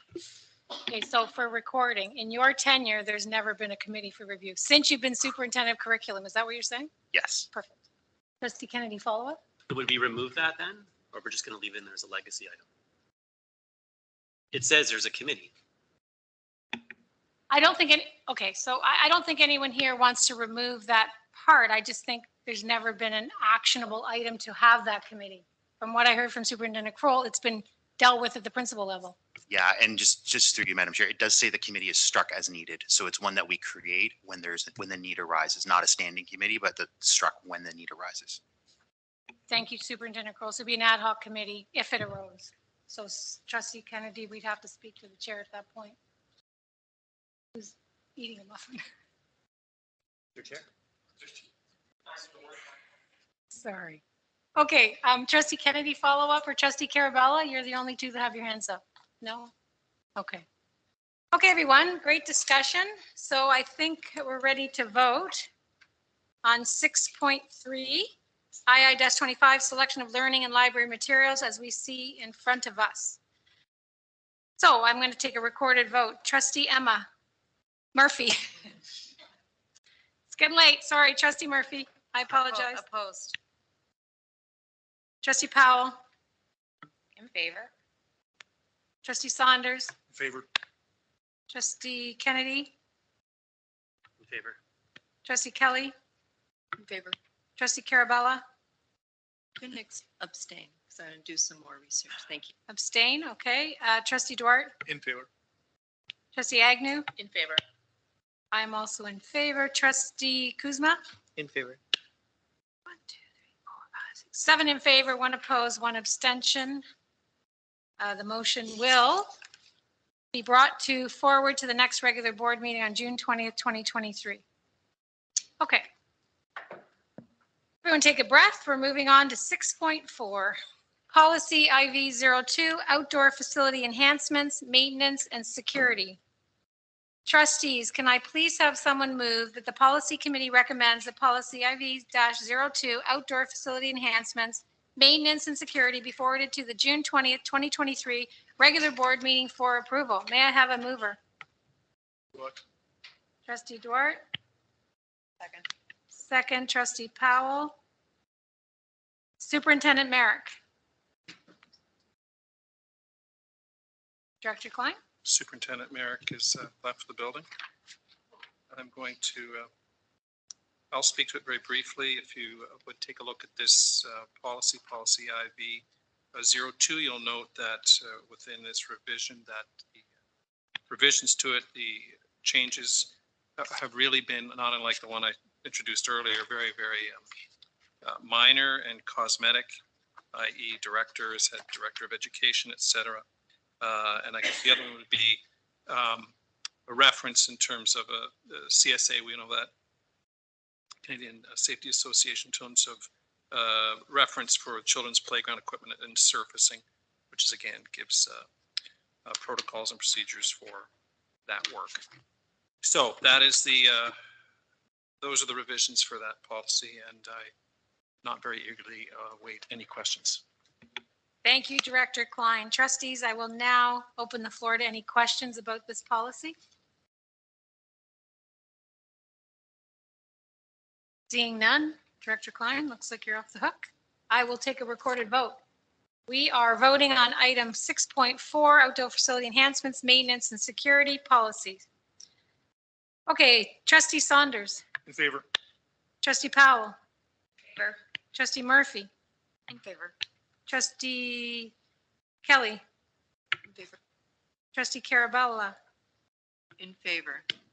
Trustee Duarte. In favor. Trustee Agnew. In favor. Trustee Kuzma. In favor. I am also in favor. And Trustee Kennedy. I'll give Trustee Kennedy. Trustee Kennedy. Okay, we'll move on. 1, 2, 3, 4, 5, 6, 7, 8 in favor, not 8 in favor. So this motion passes. This policy will be brought forward to the next regular board meeting on June 20th, 2023. Thank you, everyone. Moving on, item 6.5, which is V-16, copyright, visual identity, and intellectual property protection. Trustees, may I please have someone move that the policy committee recommends that policy V-16, copyright, visual identity, and intellectual property protection be forwarded along with amendments to the June 20th, 2023 regular board meeting for approval. May I please have a mover? I'll move it. Thank you, Trustee Murphy. May I have a seconder? Second.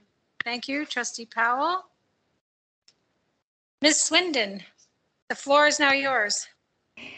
Thank you. And through you, Madam Chair, hopefully you can all hear me. I am pleased to present policy V16, copyright, visual identity, and intellectual property protection.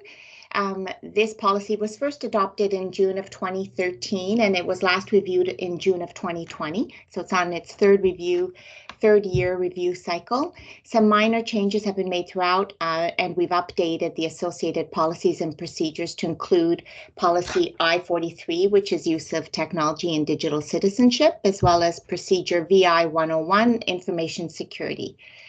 As I mentioned, minor housekeeping changes throughout, and I'm happy to take any questions. Thank you very much, Ms. Swindon. Trustees, I will now open the floor if anyone has any questions. Okay, seeing none. Trustees, I will now take it to a recorded vote of the main motion for 6.5, copyright, visual identity, and intellectual property protection. Trustee Duarte. In favor. Trustee Carabella. In favor. Trustee Kelly. In favor. Trustee Kennedy. In favor. Trustee Agnew. In favor. Trustee Murphy. In favor. Trustee Powell. In favor. Trustee Saunders. In favor. Trustee Kuzma. In favor. And I am also in favor. The majority passes. The policy will be brought forward to the next regular board meeting on June 20th, 2023. Thank you, everyone. We are now moving forward to item 7, discussion items. The first discussion item is 7.1, which is a draft copy of a new policy, obviously II-XX, we don't know what the number will be, prior learning assessment and recognition for mature students. Superintendent Del Sordo, you now have the floor. Thank you, and through you, Madam Chair. I am excited to be presenting as a discussion report the prior learning assessment and recognition for mature students. To provide for the consideration of the policy committee, the newly proposed draft policy II-XX, prior learning assessment and recognition for mature students as recommended by staff. The purpose of this new draft policy, prior learning assessment and recognition for mature students, is to support Halton Catholic District School Board in fulfilling the mandatory requirements of PPM 132, prior learning assessment and recognition for mature students, and the Ontario Schools Kindergarten to Grade 12 policy and program requirements of 2016 for Ontario schools, for supporting mature students who are enrolled in Ontario schools, including secondary schools and continuing education. A mature student is defined as a student who is at least 18 years of age on or after January 1st of the current school year, and who is enrolled in a program for the purpose of obtaining an Ontario Secondary School Diploma, an OSSD. School boards must ensure that the following groups of mature students are also granted equivalent credits for an Ontario or an OSSD, which is under Ontario Schools, Intermediate and Senior Divisions, grade 7 to 12, and OACs, program and diploma requirements of 1989, known as OSIS, for students who entered the Ontario secondary system in grade 9 before September 1st, 1999. And a secondary school graduation diploma, an SSGD, under Circular High School 1, 1979-1981, for students who entered Ontario secondary schools in grade 9 before September 1st, 1984. Secondary principals are responsible for determining when the mature student was previously enrolled in an Ontario secondary school system on the basis of evidence. For example, the Ontario student transcript, the OST, and or the Ontario provincial report card grades 9 to 12. The new draft of the policy, prior learning and assessment recognition for mature students, is attached and presented for the committee to review and deliberate. Thank you, Superintendent Del Sordo. Trustees, I will now open the floor to any discussion or questions. Trustee Duarte, you have the floor. Madam Chair, just a housekeeping item. The acronym for OSSD is defined and expanded somewhere at the bottom, but it occurs at the beginning. So at the beginning, under first paragraph, applications and scope, OSSD is not defined over there, but it's defined further down. So can the definition be up and then the acronym follows in later? Just a housekeeping item. Thank you, Trustee Duarte. Director Klein, I think that Trustee Duarte is asking under application and scope, it says OSSD without the full explanation of what that stands for. Is that correct? It's defined, it's expanded somewhere down in the policy, but it's better to have it up front. Start reading the policy. Through you, Director Klein. I totally agree. I'm just trying to see that, where that falls off the rails. But once I do, we'll make sure that's rectified. Thank you, Director Klein will make note of that action item that we will expand OSSD, second paragraph under application and scope on the draft policy. So someone's making note of that, right? Thank you. Trustee Duarte, follow up? No, thank you. Seeing no questions, I do have a question through you, Director Klein. Superintendent Del Sordo, just a little explanation about in the responsibilities portion for as a board of trustee. Could you just expand on those two bullet points of what the expectations would be exactly? Sure, and through you, Madam Chair. So if we look at the responsibilities of the Board of Trustees, it's to review the MPLAR, which is Mature Prior Learning and Assessment Recognition Policy, in accordance with the priorities of the Halton Catholic District School Board multi-year plan and the approved renew cycle. So that's to say, for example, how are we supporting our mature learners as a goal that's aspirational as a board, which is what our strategic plan would be about. And then at the same time, having the ability to renew and review this plan on the cycle that it falls under. It's also the responsibility of the Board of Trustees to understand and communicate with members of the community about the MPLAR policy as required. So for example, if a constituent phones you and their child or an adult calls you and they're over the age of 18, there are two things to understand with this new policy.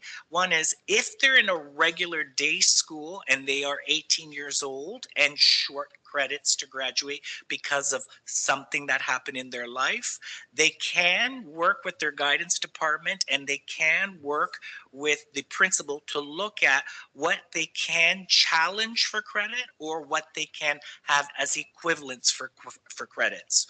And then they go through the application process. So a student must have evidence of prior learning. And so prior learning could look like, for example, work experience. So they maybe left school earlier than they could have or should have, and they went and they worked in construction and they were there for a year and they want to now start to see if they can get a construction credit. And so that evidence of what they did, an employer's letter, employer outlining the skills of what they did on the job as well, must match the overall expectations of the Ontario curriculum. And so anytime a constituent calls you, you can let them know of this policy and procedure and then refer them to a family school of superintendent who would be more than happy to walk them through the process. Thank you, Superintendent Del Sordo. I don't see any other. Now I do. Trustee Dort? Madam Chair, just a point of clarification, and Superintendent Del Sordo could clarify. So this is only for 18 and above, right? So how do we promote this with say you have newcomers to the country and they do not know about this policy, and I think the ministry is laying a lot of emphasis on this. So how do we promote it to people who are new to the system? Thank you, Trustee Dort. Through you, Director Klein. I think Superintendent Del Sordo is about to tell you where and when that takes place. Thank you for the question, and through you, Madam Chair. Trustee Duarte, the Duarte Center, I just named the Merton Center, the Duarte Center. Yeah, it's a surprise. The unveiling will be happening. I'm so sorry. Yeah.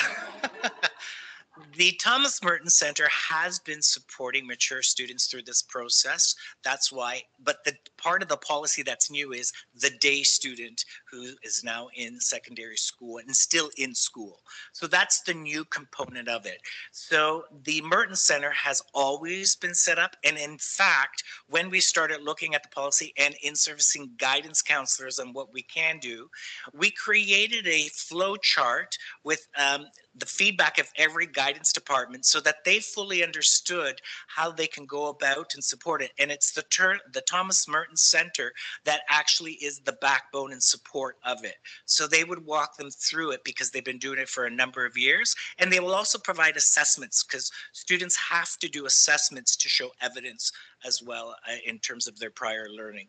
And so it's always been set up for that. Some new things that came out of it in order to expedite, i.e. particularly mature students who come from other countries, or mature students who had just left high school without a graduation diploma, is the fact that they have to still work with the principal who has the discretionary power now to have conversations with them and determine their 40 hours of community service.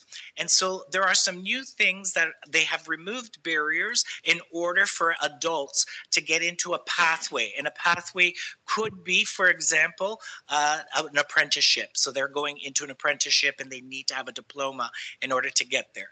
The other piece that's very interesting too is to note that when we are working with the day school student that is really looking at how we can support them, they can, for example, or not even a day school, a mature student like that will go to the Merton Center. If you had a mature student who's in their 20s or their 30s and they went to college and they actually went as a mature student and received a diploma, or they went to university as a mature student and they received a degree, but they still don't have a high school diploma, they could use that degree and that diploma to count towards secondary credits. And that's also new. Thank you, Superintendent Del Sordo. Thank you. Trustee Dort, you're okay. Okay, thank you, everyone. I see no more questions or comments on this. So what will happen now is this discussion report will be moved forward to the September policy meeting as an action report. And there's one action item that's expanding the OSSD to match the rest of the policy. That's the only action we have on this one, correct? Okay, perfect. Thank you. Thank you, Superintendent Del Sordo. Okay, moving forward, item 7.2, policy II-37, volunteers in Catholic schools. The next item on our agenda provided for the consideration of the policy committee is the discussion report for policy II-37, volunteers in Catholic schools. I will present the discussion report and then I will ask Ms. Tuck to join us from Miller Thompson for our discussion. The purpose of the discussion report is to provide an opportunity for discussion on proposed amendments to policy II-37, volunteers in Catholic schools. Underneath commentary, policy II-37, volunteers in Catholic schools was brought to the May 9th, 2023 policy committee meeting as a discussion item to review current requirements and guidelines and to explore additional requirements to enhance the safety for students. After a discussion regarding the policy requirements and proposed changes to the policy, it was recommended the board seek a legal review of the documents currently in effect with a focus on allowable restrictions to eligibility criteria and taking into account relevant legislation. Attached, we have the document that reflects, and it should be on the screen, the suggested changes by a trustee. A legal review has been conducted on the current policy requirements, Halton Catholic District School Board guideline documents, relevant legislation, and which considers the suggested changes from the trustee.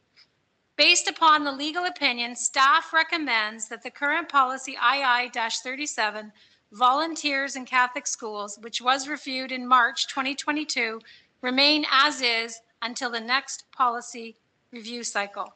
The matter is now placed before the Policy Committee for further review and deliberation. Ms. Tuck, if you would like to join us in the meeting, please feel free. You can put yourself on camera if you'd like. Thank you for being patient. So, fellow trustees, do we have any questions, comments, discussion items? Question? Trustee Dwart. I put my hand up first. Okay. So, Madam Chair, I'm just looking at the document here. Question here, the items in red are those that we talked about last time, and we're not going to change that? The items in red. Trustee Dwart, these are proposed amendments as I discussed in the discussion report. Okay. And this information was provided prior to the last meeting, just to verify that. I'm sorry, what? This information was provided prior to the last policy meeting, and we were aware of this information, correct? Or this is some new information? I'm not sure of your question, so I'd like to answer succinctly. The items in red, we talked about at the last policy meeting, correct? We had a discussion at the last policy meeting, and one of the amendments, which was changing it to every 3 years, was discussed and in the minutes from the last policy meeting. Correct. The other amendments. Okay, sounds good. Thank you, Madam Chair. Trustee Kennedy. I was going to say a lot of those amendments were supplied on May the 3rd as well, and May the 1st in an email about other items that I wanted to bring forward for review. That was on May the 1st by email. I was hoping to have this item as a discussion item, or sorry, as an action item at this meeting instead of 2 discussion items in a row. Given the school year start.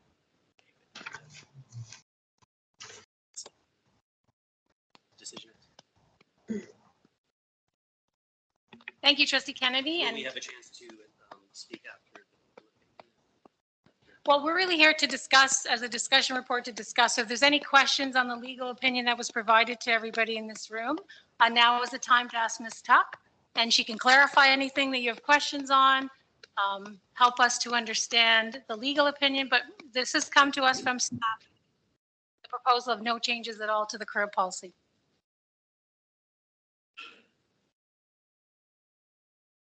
Trustee Carabella. Thank you, Madam Chair. I would just like to speak in support of these changes. I think they help clarify. They are clear how the principal, the capacity he has, and they're about safety. They're about adding layers and being clear. So I'm happy to support these amendments that were suggested. I didn't see any difficulty with them. Thank you. Thank you, Trustee Carabella. Trustee Dwart. Thank you, Madam Chair. Question here to legal. The vulnerable sector check, Diocese of Hamilton is 5 years, every 5 years. And here we have it as 3 years. I just wanted to know from legal, if we have it for 5 years, is there anything that goes against having it 5 years? Because very often I've seen that in several organizations that I've worked, they ask for a vulnerable sector check, and I do mine. Is there anything against having it for a period? Thank you, Trustee Dwart. To Ms. Tuck, if you could speak to that. Thank you, Madam Chair. Through you, the current policy of the board is that a volunteer provides a vulnerable sector check at the start of their volunteer period, and thereafter they're not required to provide it again, but they make an offense declaration, we call it. They make a sworn statement every year that they haven't been charged with anything new. There are some organizations that might go 5 years. There's some that go 3. There's lots of boards that would just use what you have now, which is that you provide one check at the beginning of your volunteer experience. The the requirement in your current policy reflects the same way that you approach the need for all employees to provide a vulnerable sector screening if they're going to work with children, and any third parties that come onto your school site. So if I were, for example, a service provider that I'll say provided some form of therapy, or I even came in to change the windows, I would have to provide the board as a third party provider with the vulnerable sector screening once and then not again. And that's under the authority of a regulation that says that anybody that comes on to a school site anywhere in Ontario has to provide a VSC. So your current policy with respect to volunteers is the same standard that you would apply to your staff and to your third-party visitors at your school sites. So now there's a suggestion that you go to every 3 years. A person has to provide a new screening every 3 years. You can do that. You can do 5 years. It's up to the board. Thank you, Ms. Tuck. Trustee Dwyer, do you clarify? Thank you, Madam Chair. So just so that I understand this limit of 5 years, and I understand. Thank you. Ms. Tuck, can you confirm what Trustee Dort said? There is nothing to prevent us in a negative jeopardy way to putting a year, 3 year, 5 year. That's correct. Thank you for the clarity. Moving on, Trustee Kennedy. I just have a comment for through you, Madam Chair. There, on the legal opinion, it says a VSC current to within 60 days is impractical. I just want to note that the policy we have now, someone can probably provide one from 10 years ago. We don't have rather weak. We're well behind other boards. Why would it be impractical at 60 days when Halton Police 4 weeks is the typical turnaround time? 60 days is 8.5 weeks. Thank you, Trustee Kennedy. If you could speak to that. Yes, I can't speak for the Halton Police, but I do know that most organizations, and by that I'm thinking of sports teams, hockey leagues, all those typically want them in September. So it may be that you can get one in the middle of February in less time, but I think putting a 60-day turnaround tight for people if they don't think about volunteering until the end of the summer, or that's when everybody typically applies. So that was the thinking behind my comment, that it may be impractical, and I'm aware that the board's sensitive to not wanting to lose volunteers. You want to facilitate people being able to volunteer. So, but that would be up to you. If it's certainly a decision the board could make to say it had to be current within 60 days. Thank you, Ms. Tucken. And I do, for clarifying, you did recommend a 6-month period. Since we have none, your recommendation was a 6-month? Sorry. Right? Yes, that's correct. In our guidelines, yes, an expectation.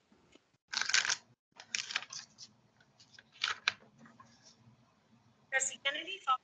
Yeah, so just, I mean, I don't want to be too picky, but the turnaround time for police record checks varies from 2 to 4 weeks from the date of application. So I've done it as a hockey. It can be done. I mean, that could be extended. You know, right now, I do see in the guidelines that we have a year, but in our policy, we have nothing. So it is very wide open. You know, we've had a lot of discussions about safety this year.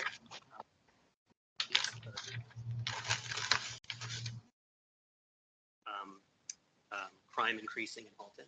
So I think it would be prudent to, you know, review this policy and, you know, not just talk about what's happening, but maybe try to make some steps to enhance our policy. Our policy seems rather weak.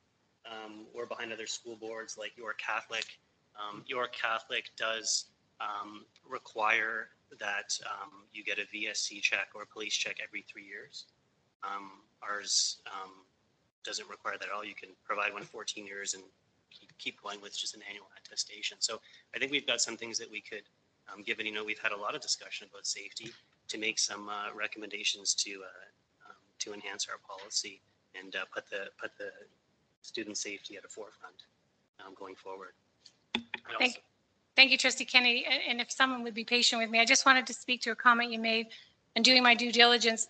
If I'm a coach of a hockey team, I'm on my own. There's nobody supervising me. But when you're volunteers in the school, it's very evident that the principals have overriding responsibility to have volunteers, to train volunteers, to protect volunteers, to kick volunteers out if they see fit. So I think that may be a nuance. I'm just giving another perspective to that comment.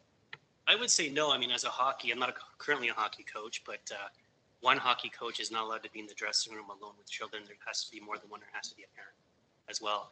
But in our schools, it's quite possible that a volunteer could be in a room one-on-one with a student, just as, as they're going through the school. That's quite possible. So I think it's actually more important, given, we really have a very lax policy that's very, very open. Like I said, TDSP, you're Catholic, much more stringent. I think there's things we can do to kind of enhance our policy.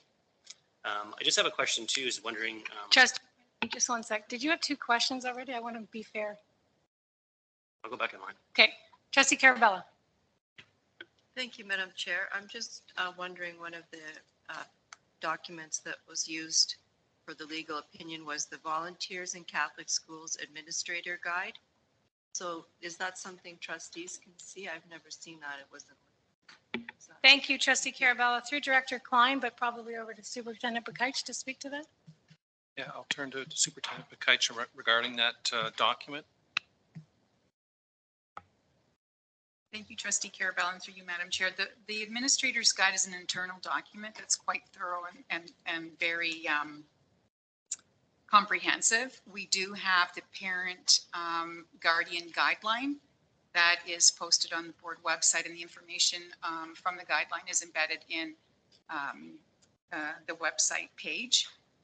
The Administrator's Guideline goes through all areas of training, liability, transportation, requirements related to the vulnerable sector screening. So it's similar to other guidelines that we have that are internal documents. Thank you, Superintendent Bakaich. Do you have a follow-up, Trustee Carabella? Well, just to follow up, then I'm looking here. I wonder if we should just link the Catholic School Parent and Guardian Guide right under references. Because it's not linked on here. I mean, we could. Superintendent Bakaich, is that an action item we can take note of? To link that under, where is that, Trustee Carabella, under references? Yeah, under references. Could go there. And if we already have it publicly on our website, it's just, a direct spot where that volunteer who's thinking of volunteering will look at policy and have a link to that. Sure, Just go ahead, a suggestion. Superintendent. So if I can just speak to that, if we move to action this policy, and if we're going to do other amendments, we can certainly add that as a reference.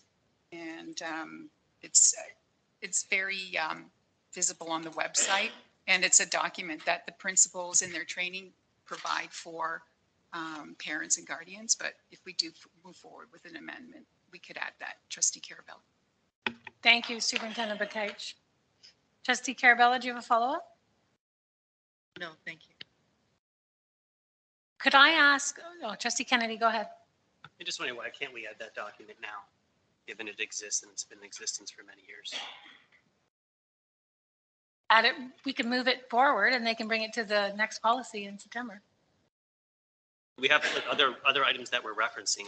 Why can that not, why can't that be an item that we're referencing currently? Should it not already be there? I guess the previous board decided they didn't need to put it in there. I don't know. To be perfectly honest, I don't know why it wasn't added. We're talking about it now. Superintendent Bakaich. Through you, Madam Chair. So when we did review it in March, and it may be that people are so used to the document and so used to the process, it didn't come up as a reference that was required. Just as a reminder, it was reviewed last March 2022.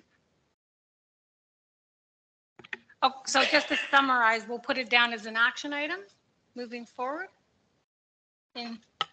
If we move forward with bringing it forward as an action item with these amendments, with specific amendments, we can add that as a reference. Okay, thank you for that. Could I ask, I have a question back to Andrea, and if you could go back to the additional lines. I wanted to ask Ms. Tuck, there was a reference to principals. Okay, the school principal can require a new CSC, VSC if they consider it necessary. And I think I read in your summary Ms. Tuck, that would be a very negative thing for us to do. Could put us in some sort of jeopardy. If you could clarify that for me? Yes, I tried to outline, Madam Chair, thank you for the question. I tried to outline that the policy is not the only tool at the disposal of your principals. There are a lot of other means available to them in order that they can meet their duty under the Education Act to maintain responsibility for the safety of schools. So this policy says that you're going to think about how often and how currently a person needs to provide a vulnerable sector screening. But of course, we know that that's just part of a person's background. And in addition, a principal also takes into account whether or not they're contributing as a volunteer. What skills do they bring? Are they appropriate around kids? And are they doing anything that would make any child feel unsafe or a staff person unsafe? And if that were the case, there are many, the principal has authority on which they may rely in order to decline the services of a volunteer. And in fact, the guideline that you've just spoken of explicitly says that a principal may decline the volunteer services of any person who volunteers to come forward. So, so your question is around, should we give principals the discretion to ask some people for an extra VSC above and beyond your policy? And I think it's problematic because it may leave you open to, or the principal open to a challenge. They're not equitably applying that discretion.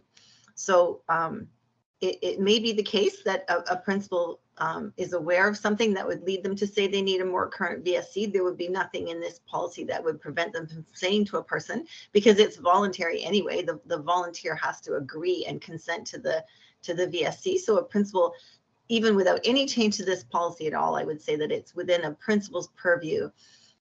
Let's say if they hear that a person has been charged, to ask that person to clarify or to seek more information to better understand the person's background. But to just say that they can ask some people for a more frequent VSC than others leaves you open to, I think, a charge that can equitably applied. So it's just a caution. It's not to say that you can't say this, but I think this kind of discretion without some guidelines on how it should be applied would leave the board vulnerable. Thank you, Ms. Tuck. And that's the beauty of the process, is we're trying to get all the information we can so we can make an informed decision. Trustee Kennedy, and then I'll go to Trustee Agnew, who hasn't spoken yet. Just have a question under commentary, Madam Chair. It says, based on the legal opinion, staff recommends the policy volunteers in Catholic schools, which was received in March, remain as is until the next policy meeting. Who are staff that recommends this? Thank you, Trustee Kennedy, for that question. Director Klein. Certainly, in terms of one who supervises staff, will be myself, and it'll be our team here that we're reviewing. So I'm not sure if Thank you, Director Superintendent Klein. Bakaich can to expand on that at all. Thank you, through you, Madam Chair. Yes, so it would be senior team, because senior team reviews policies as well.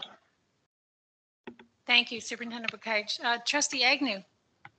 Thank you, through you, Madam Chair. And I'm sorry if this has been asked, but I've been trying to just follow along with the conversation. But in the event that this were to move to an action item and pass, would this need to go out for stakeholder feedback?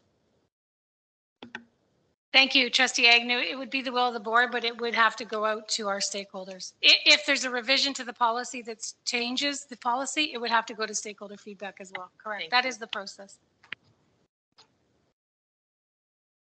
So Trustee Kennedy, do you have a follow? Because I was going to think, how do we deal with the amendments? How do we want to proceed as a team, as a group? We can do one at a time, unless anyone has any other. This is the time for the discussion and more amendments. If anything's come to their, if anyone wants to make an amendments, now would be the time. And then maybe if no one's opposed to this, we can go bullet point by bullet point. Trustee Kennedy. Maybe, would it be all right if I just commented on the 4 amendments and why I have them in there? Absolutely. Yep. Thank you. Yep. So would be on obviously the last page. Oh, there you go. It's on the board. So the first volunteer over the age of 18 shall submit a vulnerable sector check to the principal prior to volunteering at once again every 3 years. Again, I use this guideline given, or mentioned it, but we don't really have a timeline other than our internal guidelines, which are 1 year, but on our policy, we don't have any. And I just looked at other school boards. You know, we do reference other school boards from time to time for to see what they're doing. And York Catholic, which is larger in Toronto district, also required 3 years. So I thought that was a reasonable thing. It is a $30 charge. And I think, you know, $30 every 3 years it's too unreasonable to ask, given the safety of our students. It's paramount. The school principal can require new CSC, VSC if they consider it necessary. Again, this is one of our guidelines already. This is already happening. So I just thought it makes sense to have it into policy. VSC shall be dated within 60 days of submission to the principal. You know, I think we can be flexible on that date. I did look at the Halton Police website. They said 2 to 4 weeks, but you know, if others feel 90 days or 100 days is more appropriate, that's a discussion to have. I just looked at what the timelines were. And then it says current or prospective volunteers of the VSC that lists any offense for which a record suspension, which is the new term, pardon, old term, has not been received, we will not be allowed to volunteer in any HCDSB schools. So again, it's another one of our guidelines that we already have in our schools already in place. And there was just a little side, there is a part there in the legal opinion about the principal, whether there be some guidelines for principal, whether certain offenses should qualify or not. I don't know if it would be appropriate to have a principal decide what's on a VSC and whether they agree with it, that person should volunteer. I think that puts a lot of risk on the principal. I don't know who would really want to make that decision. So that's where I got those from, you know, whether existing things that we're already doing, 3 of them, 2 of them, or what other boards are doing. Thank you, Trustee Kennedy. Trustee Carabella. Thank you. I just wanted to clarify what the legal advice, which bullet was the lawyer referring to when just a few minutes ago? Hi, through you, Trustee Carabella. Ms. Tuck, Trustee Carabella is asking the bullet point that you were referring to in your last comment. About there was a question about whether or not the school principal should be able to require an additional VSC outside of the 3-year cycle if they considered it necessary. And my comment was, I think even if you don't put that in your policy, there would be nothing prohibiting a principal with a reasonable basis for concern for asking for an additional VSC. Because at the end of the day, they are the gatekeeper, if we can put it that way. A principal controls who comes into your schools. So I think it maybe helps to make the point that we all think of schools as being public buildings, but they're not actually publicly accessible. They're publicly paid for. So when you yourselves visit schools, you know that you need to sign in at the office and get a badge and so on. And so no volunteer comes into the school without the principal approving them. And if a principal had reason to believe it would be necessary to ask a person to provide a VSC more frequently than every 3 years, there would be nothing prohibiting them from saying to that person, I'm sorry, but you can't be a volunteer until we update this. But I think you'd want to proceed cautiously with that. And we would assume that a principal about to take that kind of move and treat one volunteer differently than the rest would consult with the superintendent and seek advice. So that was my comment. I hope I'm clarifying rather than making it more complicated, only to say I don't think you need this statement in your policy. Thank you, Ms. Tuck. There just would be some risk that discretion might be misapplied or that it could be interpreted as being misapplied. So that's okay. So I'm okay with that bullet, but I just wasn't sure which one she was referring to. Thank you, Trustee Carabella. Trustee Saunders. Yeah, I wanted to ask a quick question just about the conclusion where it said if the board were to consider allowing individuals who have been charged with or convicted of offenses that would not impact the risk they pose in the school. So when we say risk, I'm assuming risk is there's a lot of different risks. There's like risks that they would impact children, maybe risks of violent risks of other offenses. So am I understanding that right, that we can interpret risk as whatever they're doing or whatever they've been charged with would introduce some risk into the school?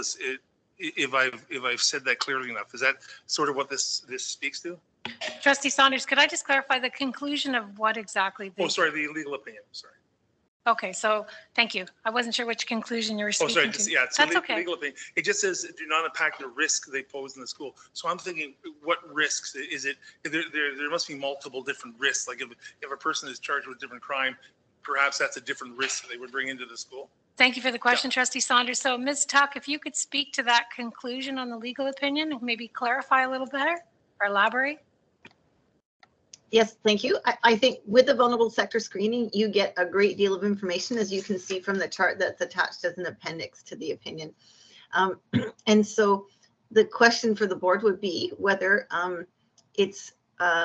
whether you would consider all criminal convictions to pose an equal level of risk to your students. And I would presume that the answer to that would probably be no. And so would it be appropriate, for example, to ban someone who was charged with possession of marijuana 20 years ago from volunteering as in your school to help with the volleyball team? I pose that just as an example. So what you've said right now is if anything at all appears on after screening, the sector check that you get, that the person would be banned as a volunteer. And so I raised the question whether or not, if you're going to spend some time revisiting this, whether it would be appropriate to consider whether you might ask staff to develop some guidelines for your principals, so that if someone comes forward and it's not 100% free and clean, that there may be instances where it would be appropriate to allow that person anyway. A person who's been convicted of child molesting is obviously posing a much greater risk than the hypothetical person who's been convicted of possession of marijuana 20 years ago. Thank you, Ms. Tuck. Trustee Saunders. Yeah, I'm just thinking, like, someone is someone violence. If someone has been convicted of a violent act, not necessarily against kids, but against adults and stuff, would that be a risk that we would want to consider? Or if they've been convicted of drunk driving, reckless driving, maybe around schools or something, like just to sort of go to a sort of extreme. But are those kind of risks we'd want to consider? Thank you, Trustee Saunders. Ms. Tuck, could you speak to that? Yes, thank you. One of the items I spoke to in the opinion was that under the Human Rights Code, it's a violation of the code to discriminate against somebody in employment on the basis of their record of offenses. So we want to be careful here, because a volunteer, our courts have said, is akin to an employee. And so you can discriminate against an employee if they have a criminal record, if it's rationally tied to the job you're hiring them to do. That wouldn't be discrimination. That would be what we call a bona fide requirement of the job. So teachers cannot be people who've been convicted of sex offenses or predatory behavior charges that arise out of that kind of behavior. That would be a bona fide requirement to say that's okay to discriminate on the basis of that kind of a criminal record. I'm not sure you could make quite the same case in my example of a person who 20 years ago had a charge for was convicted of possessing marijuana. That person might come forward and say, you're discriminating against me on the basis of my criminal record, and I don't accept your rationale for why I can't be a volunteer. I don't think that is an actual requirement of volunteering in a school that you've never possessed marijuana. So you'd have a bit of trouble with that challenge, I think. So I flag that just to say that it may be appropriate to consider whether or not you have any room around this idea that there can't be any offenses at all showing up on the check. Thank you, Ms. Tuck. We appreciate the elaboration. Trustee Agnew. Thank you, through you, Madam Chair.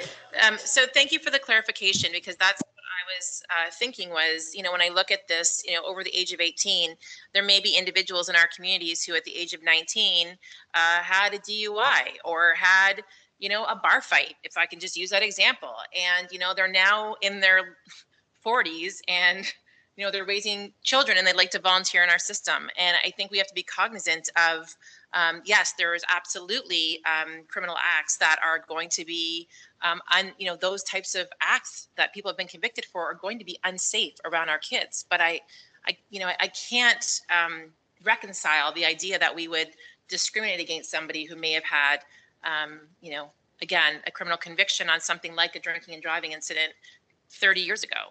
So that's where I'm struggling with this piece around the VSC and the pardon. There's a cost associated with that.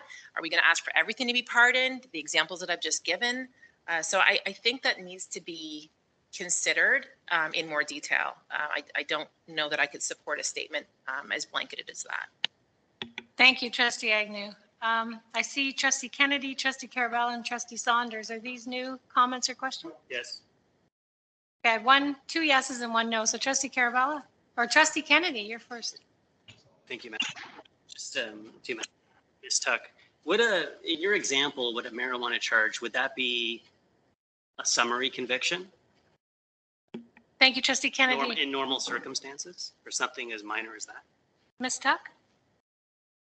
It might have been. I don't know. It depends on when the person was charged and how much they were charged with possessing, right? So, but the point would be that does it? I think the question we would need to ask is, does it bear any relationship to the position they're volunteering to do?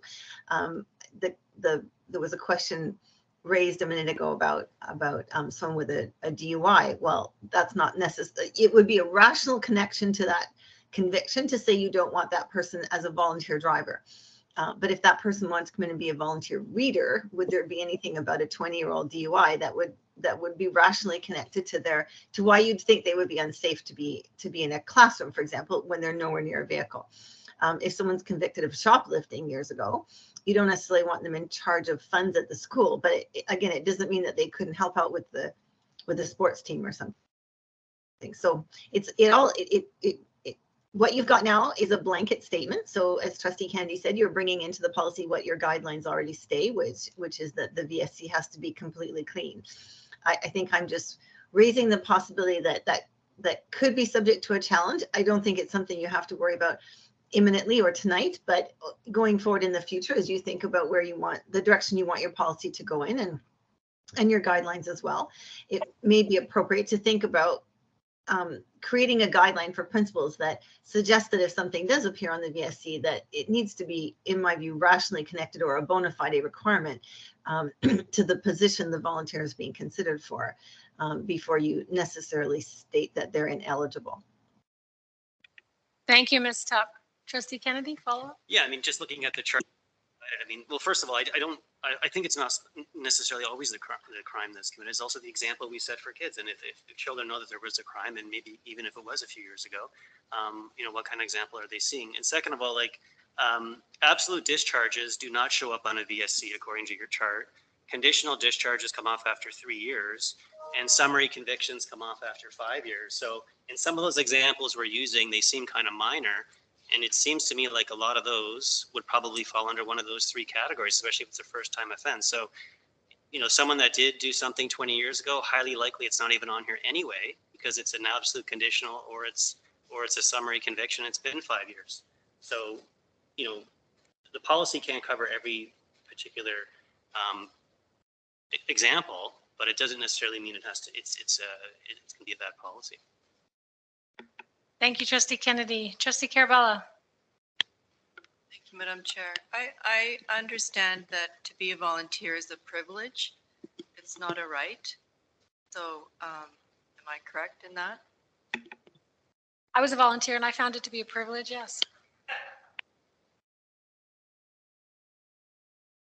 So I bring that up because what we're doing is we're making sure that that volunteers, they come there. It's a privilege for them to volunteer, and these are our requirements. And we're having our kids in mind, safety of our kids in mind. And I think these enhance our policy. Thank you. Thank you, Trustee Carabella. Could I just make an amendment? I know I've got Trustee Saunders there, but I'd like to put forth an amendment and see if there's a flavor around this table. The VSC shall be dated within 60 days of submission. I'd like to make it 6 months. What's that, 180 days? Where's that math itinerant when we need it? 180 days. Is this something that we have a flavor for based on Ms. Tuck's recommendation? We don't have anything now.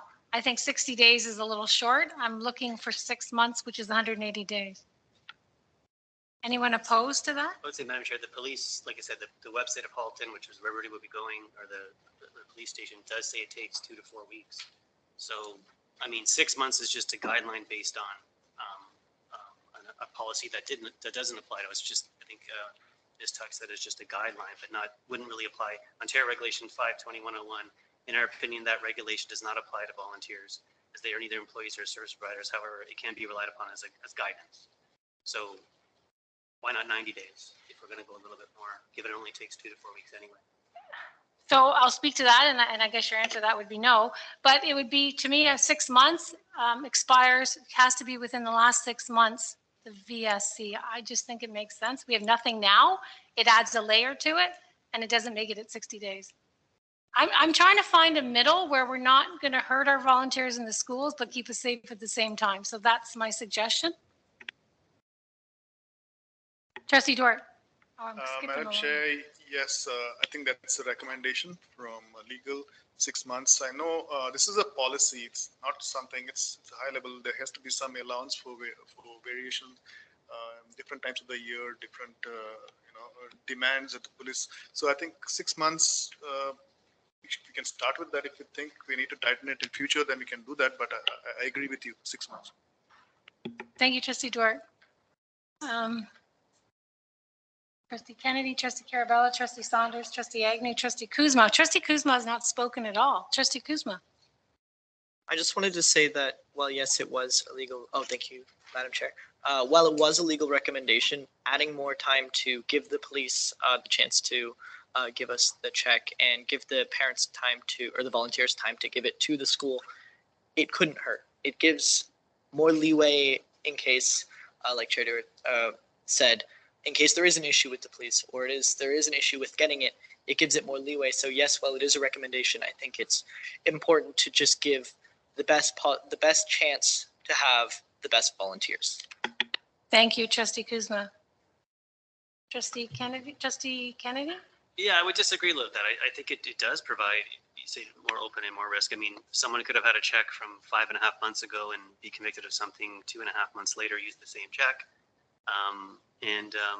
We would have to wait another, if we even do the 3-year policy, 2.5 more years. So, if the police say they could do it in 2 to 4 weeks, I don't know why we couldn't tighten that up to be somewhat closer to, I would say 90 or 120 days would be a little bit better. Okay, Trustee Carabella. Glasses on, sorry. Trustee Saunders. Sorry, just a quick it's Miss Lawyers Tuck? Ms. Tuck, Ms. Tuck, yeah. Ms. Tuck, so if we had somebody who, say, had a long history of shoplifting or a recent history, or say someone who had a recent history of hacking computers or something, so would we be able to say, okay, this is somebody that maybe shouldn't be involved with money, or maybe this is somebody who shouldn't be involved with our IT area? Would we be sort of on board if we said, okay, that represents a risk, and this is an area that they probably shouldn't be working in? Trustee Saunders, thank you. Ms. Tuck? Your present policy says that the VSC has to be completely clean. So at the moment, anybody who's ever had anything that shows up on the VSC would be denied the right to volunteer, or the privilege, as you said. To your point, if you were going to open that up a little bit and develop some guidelines to make sure that you didn't discriminate against somebody, you would consider whether or not there was a connection between the thing they had been convicted with and the thing that they're asking to do as a volunteer. So thank you. Calling it a rational connection test, the Human Rights Code would call it a bona fide requirement. Thank you, Ms. Tuck. Trustee Saunders, Just a clarification. Our current policy says if you've been convicted, you are not allowed to volunteer, and are we okay with that, or is this where we sort of get into sort of identifying the risk and sort of relating that to what they're doing? So just sort of, you can clarify that? Yes, through you, Madam Chair. If you look at the chart at Appendix A in column 4, it demonstrates, it outlines all of the things that would show up on a vulnerable sector check. So your current policy says if any of those things show up on the check, that the person may not volunteer. And I'm just suggesting that cuts a broad swath, and you may be capturing and denying people whose prior activities would not actually impact the safety of your students. And there is some risk. I would like, if I may, Madam Chair, just to speak to two things that are I would identify as human rights code or equity concerns. The first I've mentioned, which is that it's against the code to discriminate against someone on the basis of their criminal record. The second would be, an argument could be made, I would think, that, pardon me, not all segments of our population are equally represented in the people who are charged and convicted of crimes.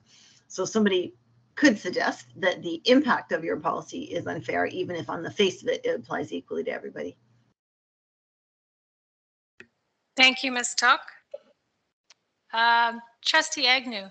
Thank you, through you, Madam Chair, and I know that you probably want to wrap up the discussion, but I do just have another question. Again, I apologize, there's been a lot going back and forth, and there has been some repetitive questions and comments, but my question is specific to the bullet pertaining to the school principal can require a new CSC or VSC if they consider it necessary. So just a comment on that as to whether or not, I'm trying to understand how a principal would make a determination if something is necessary. So are they privy to private information about somebody's conviction, or is it like, what would, why would that be left in the hands of a principal who, contrary to a policy we're putting forward, may still determine that they feel that this is necessary? I feel like that may be a little arbitrary, and so I'm just wondering about that particular point and its validity, if you will.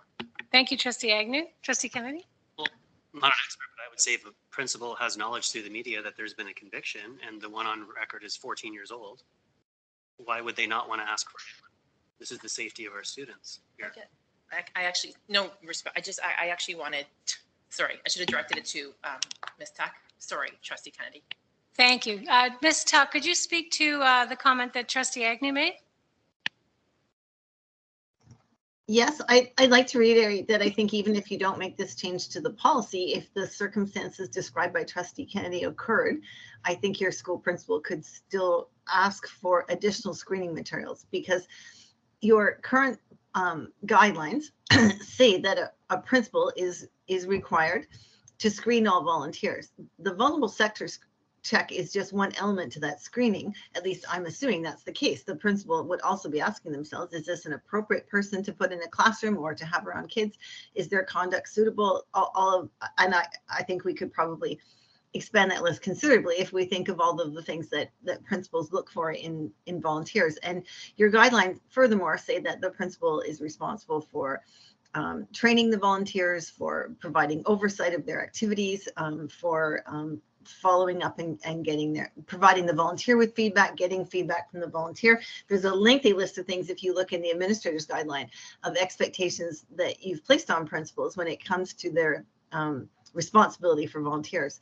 So I can't myself think of a circumstance where it would suddenly occur to a principal to ask for a VSC out of the regular cycle, because I don't think they would need one. But so I will defer to Trustee Kennedy to speak to the rationale for that. As I said, I don't think it needs to be in your policy, but if it gives, it's obviously trustees may be able to envision situations I haven't contemplated. Thank you, Ms. Tuck. Trustee Agnew? Yeah, so thank you very much. So just to follow up, and thank you, Trustee Kennedy, for the information you provided. So just as a follow-up, as it is right now, Ms. Tuck, that information seems to be well covered via the guidelines that are currently in place, if I'm understanding that correctly. So it may not be necessary to put this particular line in the policy, if I'm understanding that right. Ms. Tuck? Thank you, Madam Chair. Through you, I don't believe it's necessary, and I believe it comes at some risk. And unless you accompany it with some very careful guidelines to your principals. But like I said, I don't think you need it. So why engage the risk if you don't need to? Thank you, Ms. Tuck. Appreciate that. Trustee Kennedy, Trustee Saunders, your hand is still up. Do you wish to speak to it? Trustee Kennedy?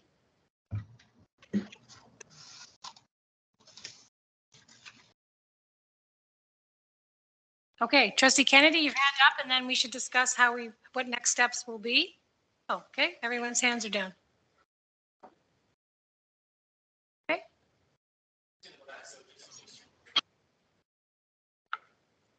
beginning of the policy, it mentioned, based on the legal opinion, which we just discussed now, staff had already recommended that the current policy, which we reviewed, stays in place until the next cycle. Just wondering, like, what discussions, if you can share among staff of those few items, which two are already in our guidelines, not something that would want to be considered to be changed, or the other ones that mimic other school boards. Thank you, Trustee Kennedy. And just for clarification, it was in the discussion report, not the policy itself. And it was the last line. Based on the legal opinion, staff recommends the current policy IA-37, volunteers in Catholic schools, which was reviewed in March 2022, remain as is until the next policy cycle.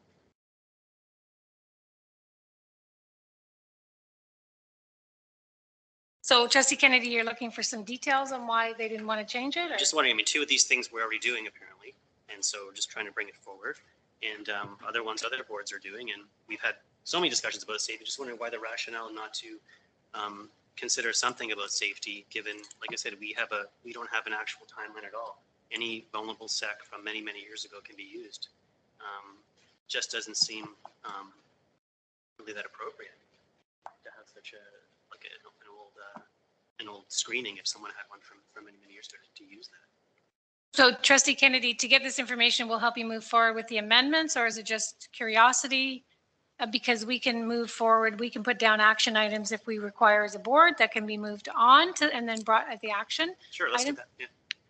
So I'm trying to get a flavor for this for everybody around the table. We can't do amendments, but we can agree what lines are going to move forward and what lines we don't agree. So it's going to have to be majority rules, right?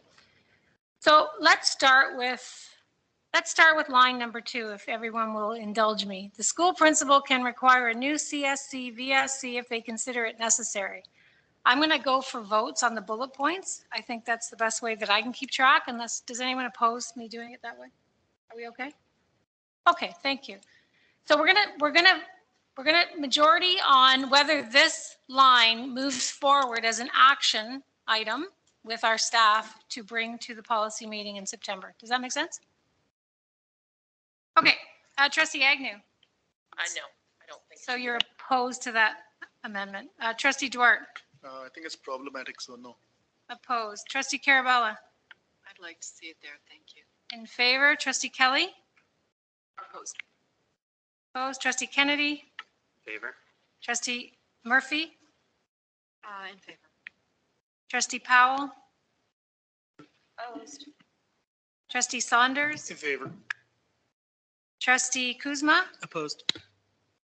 And I am opposed based upon what we discussed legally. Okay, thank you. Okay, so that's bullet point number 2. Let's go into bullet point number 1. A volunteer over the age of 18 shall submit vulnerable sector check VSC to the principal prior to volunteering, and once again every 3 years. Does anyone have amendments, or we're going to move forward on this one? We're going to move forward on this one. Okay. I have a question. Oh, sorry. Okay, so we're talking about the first bullet point. Yes, Trustee My Duarte. hand is not up, but I'll let it go this time. I'd like to see it for 5 years because the Diocese of Hamilton is what is closest to us and most relevant to us. But again, I'd like to move forward with that. We can have a conversation about that. Thank you, Madam Chair. Okay, so maybe Trustee Kennedy, could you speak to that as it is an amendment? Trustee Duarte is recommending 5 years rather than 3 years. Yeah, I would just say I'd recommend it every 3 years. That's what York Catholic and TDSB do, much larger boards than Hamilton. So I just think it just tightens up the policy. 5 years is a long time. Anything can happen in 5 years. And certain things do not show up on necessarily will show up on a annual annual declaration. If there is an absolute discharge, does not show up on an annual declaration, but it would show up on a VSC. And neither will a conditional discharge. So by having it every 3 years, it tightens it up. If someone has an absolute or a conditional discharge, it won't show up, and now we're waiting potentially 4.5 more years for another one. I just think that's too long, and I like to mimic other boards that have a really robust policy in place, and I like to follow those guidelines. Thank you, Trustee Kennedy. I'll just add my opinion to that. Is I thought about it, and if you're a volunteer from JK to grade 8, that's 10 years. So you provide your vulnerable sector check when you start, and then you would provide it, if trustee Dort at 5 year, you would present it in the middle. So I kind of landed on 5 years as well. That's my rationale for that.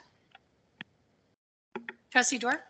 I'll just add on to that. The reason why I'm saying 5 years is because given what has occurred in the church in the past years, the Diocese of Hamilton has a very detailed guide and very detailed recommendations for the 5 years, and they've not been broken up into 5 years. They also said depending on the category of where you're going to be volunteering, that will be 5 years. So I looked at it and I said, wow, this is a great policy, and I would not want to compare ourselves with other boards. We are better than them.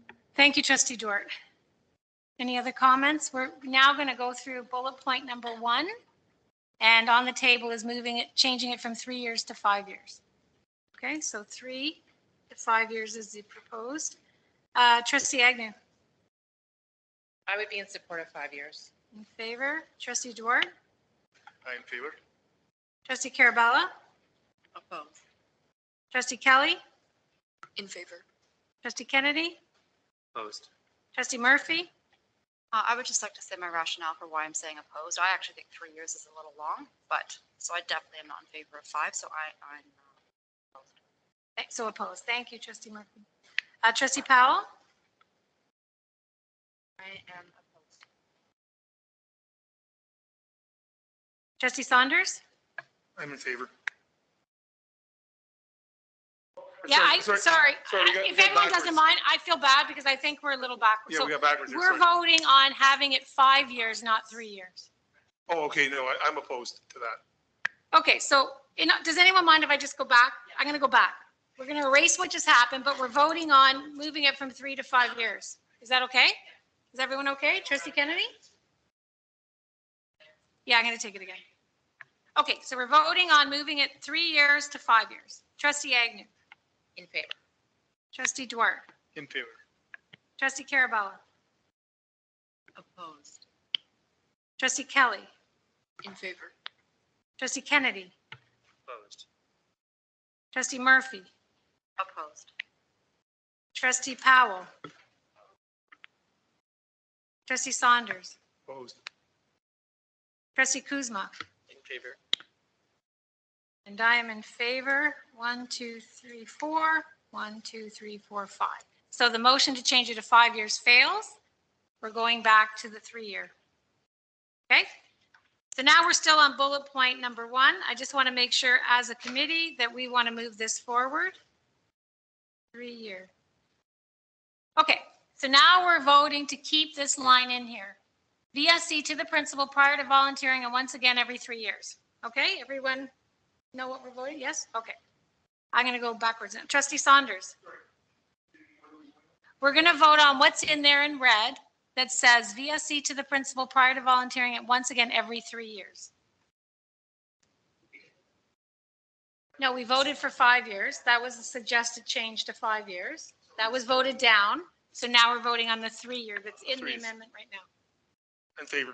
In favor. Trustee Saunders is in favor. Trustee Powell. Favor. Trustee Murphy. In favor. Trustee Kuzma. Opposed. Trustee Agnew.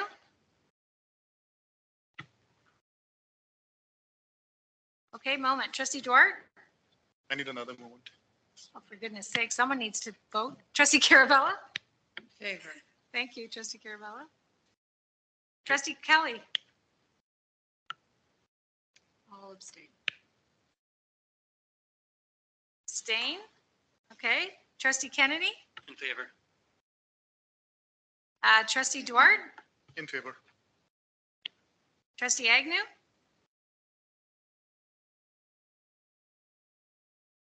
Okay. Trustee Kelly abstained and I am opposed. Okay, 1, 2, 3, 4, 5, 6, 7. 7 in favor, 1 opposed, 1 abstention. So bullet number 1 will go to the policy committee as an action to add. Okay, I'm running out of my words, I'm sorry. Okay, bullet point number 3. A VSC shall be dated within 60 days of submission to the principal. So this is what we're going to vote on. Bullet number 3, as is. 1, 2, 3. A VSC shall be dated within 60 days of submission to the principal. Madam Chair, can I make an amendment? Since You absolutely can. 6 months? No. Okay, I tried. Go. 120 days, 4 months. Okay, so this one we're going to vote on 120 days. So a VSC shall be dated within 120 days of submission to the principal. Now, this is what we're voting on. In favor, opposed. Ready? Set, go. Trustee Kuzma. Yes. In favor. Okay. Trustee Saunders. In favor. Trustee Powell. Yes. Trustee Murphy. I'm in favor. Trustee Kennedy. In favor. Trustee Kelly. In favor. Trustee Carabella. In favor. Trustee Dwar. In favor. Trustee Agnew. And I'm opposed because I want 6 months. Okay, so that passes. Due to that fact, I really don't have to go back and vote on the other one. It says 60 days. That kind of seems a waste of time, does it not, to everybody? We've agreed on 120 days. Everyone okay with that? Anyone opposed? Don't send me an email tomorrow and say you don't agree. Speak up. Okay. All right, we are on the last bullet point. Current or prospective volunteers with the VSC that lists any offense for which a record, suspension, pardon has not been received will not be allowed to volunteer in any Halton Catholic District School Board school. Bullet point number 4. Sorry, everyone, I'm just trying to keep track. Are we ready to vote on that? Anyone want to change anything? Absolutely. Trustee Murphy. Thank you, Madam Chair. I just would like some clarity, and perhaps Ms. Tuck can address this in regard to how long does something stay on a record? Because yes, obviously I do appreciate that someone can have a fairly benign offense a long time ago, but I'm going to assume that many of them are wiped from a record. So I'd like more information on that, please. Question. Thank you, Trustee Murphy. Good question. Ms. Tuck, could you speak to the timelines? Yes, Madam Chair. It depends on the type of offense, and so I would refer you again to the Appendix A attached to the opinion, and there it outlines how long something stays on a person's record and still shows up when you do a record check. So it's in the pack. Indefinite. Thank you, Ms. Tuck. Trustee Murphy? Yeah, so where it says disclose means that it's will not have been removed from the record, correct? Ms. Tuck, I think clarification on the word disclose, that means that it has not been removed. I think that's Correct. what Trustee Murphy said. Ah, Correct. Thank you, Ms. Tuck. Any other questions on this item? I have a question. Okay, so Trustee Agnew is second, then Trustee Kennedy. Thank you through you, Madam Chair. So I have a question about this for Ms. Tuck. And the question again is not necessarily the length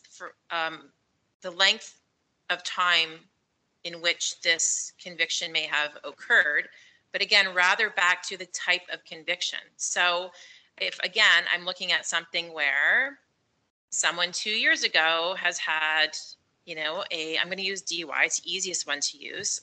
Unfortunately, so they have had a DUI. Does that mean they can't go in and flip pancakes or help with the uniform sale?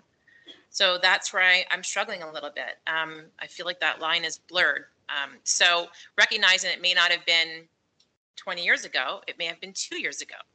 But is that particular conviction and offense directly tied to the type of volunteer role that someone may play in our schools? I don't even know if it's a question for you, Ms. Tuck, to be honest, but that's where I see this to be problematic, if you will. Thank you, Trustee Agnew. Ms. Tuck, would you like to take a stab at that? Yes, if a person was convicted of a criminal offense, such as driving under the influence, it would show up under the vulnerable sector check. And that would, as your policy is currently drafted, mean that they would not be eligible to volunteer. Thank you, Ms. Tuck. Trustee Agnew, do you have a follow-up? No, and I think that just lends to, again, the legal opinion with respect to how that could be problematic from a human rights perspective. Correct? Ms. Tuck? I have flagged that as a concern. I don't, I would think that there are a number of ways in which the board might deal with that. One of which would be that administration might develop some guidelines for principals that would help them to interpret the information they get when they receive a vulnerable sector check. I don't, it wouldn't be in my opinion, this isn't a legal opinion, but more just one of format, that it would, that's not the level of detail you would normally see in a policy.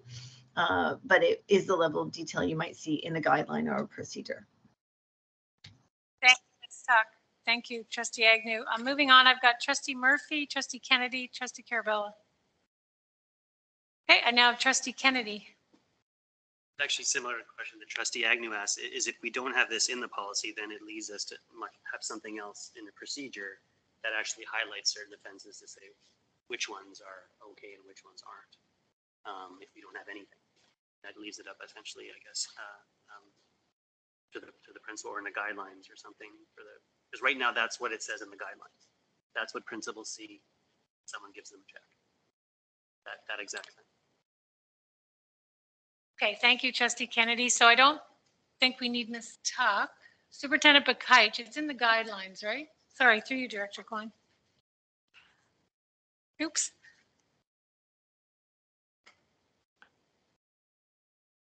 You, Madam Chair, and thank you. So it is in the guidelines, and it's also on the declaration form. So, and I appreciate the legal opinion because it does reveal for us any vulnerabilities that we have within our own guidelines. And hence, you know, having this line in the policy, I wouldn't want to open us up unnecessarily to any liability. Jillian, I was wondering what the language would, how it would be modified, or is that, are we able to say that at this point? Thank you, Chief Superintendent Bakaich. Ms. Tuck? I'm sorry, could you help me understand the question? Are you asking how the language in the policy might be amended? That was my question, Jillian. To me, that it's difficult for a principal to be able to learn these legal requirements. We need something more specific or clear. And it could be embedded in our guidelines because the statement is already in our guidelines. Is it necessary to have, there's two parts. Trustee Kennedy has brought that forward too. Is it necessary to have it in the policy because it exists already in the guidelines? And if so, if it's in the guidelines, how would we, what kind of language would we use, or is that for further discussion we bring forward when we bring it as the policies and action item to clarify? Thank you, Superintendent Bakaich. Ms. Tuck? Through you, Madam Chair. I appreciate the question. I think where I hear trustees struggling a little bit is how much does belong in a policy and how much doesn't need to be there. If you call for a vulnerable sector check, the question is, corollary to that question is, so what do you do when you get it? And so we're trying to establish some boundaries.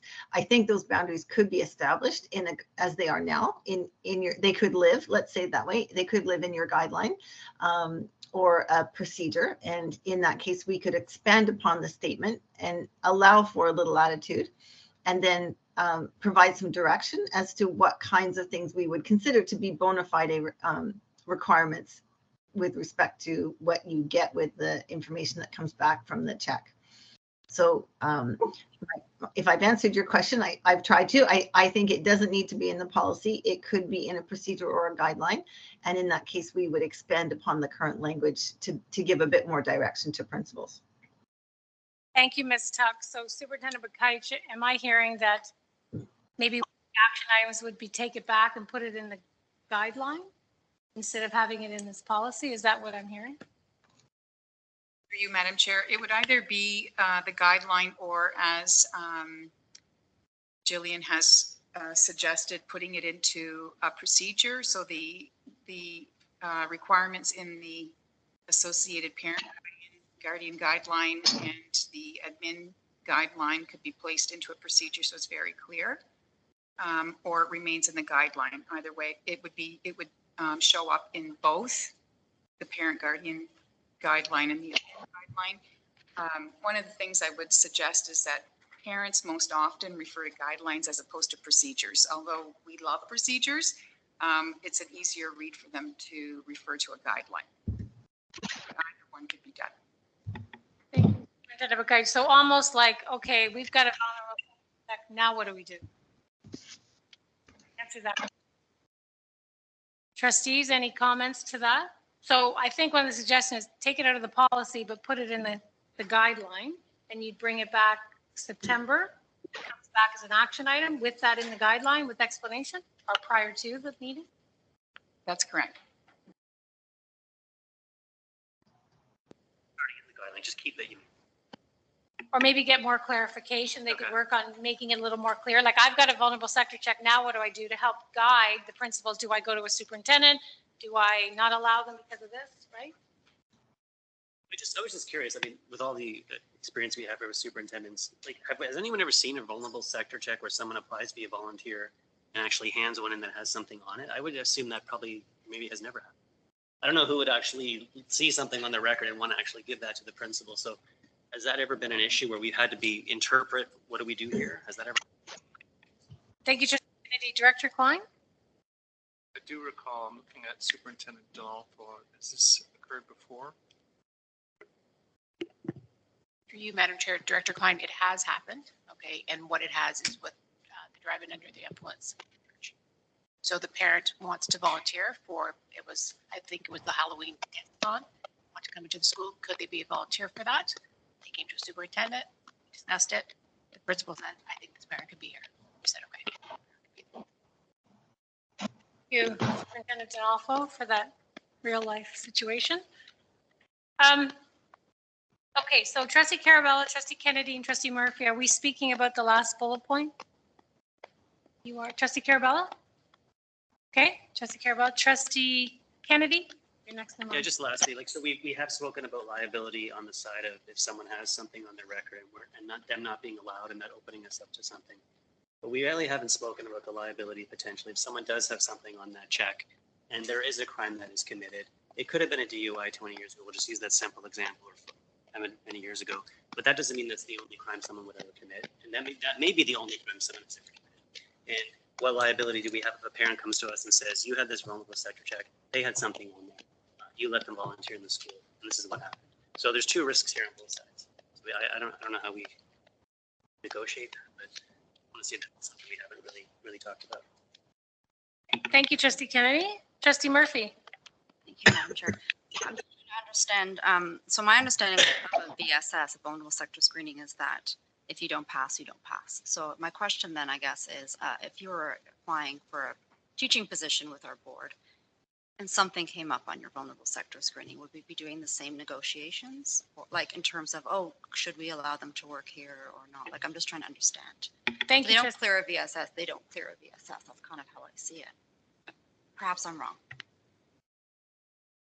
Thank you, Trustee Murphy. Ms. Tuck?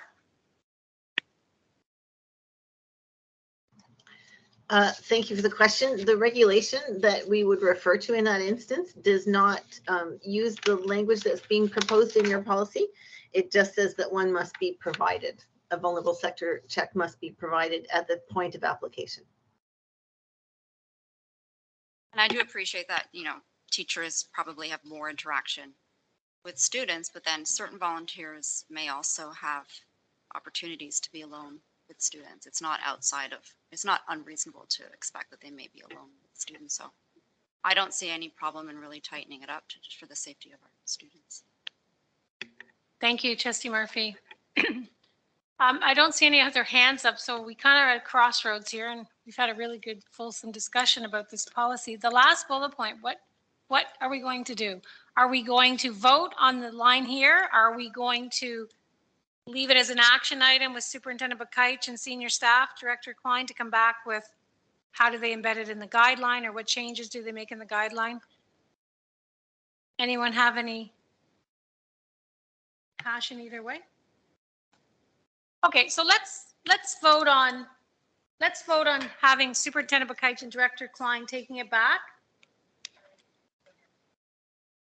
Yes, Trustee Agnew. Okay, so just, sorry, so when you say taking it back, like to me, after the discussion we've had and given some of the examples and hearing from our legal counsel, I'm not okay with that item, with that particular line.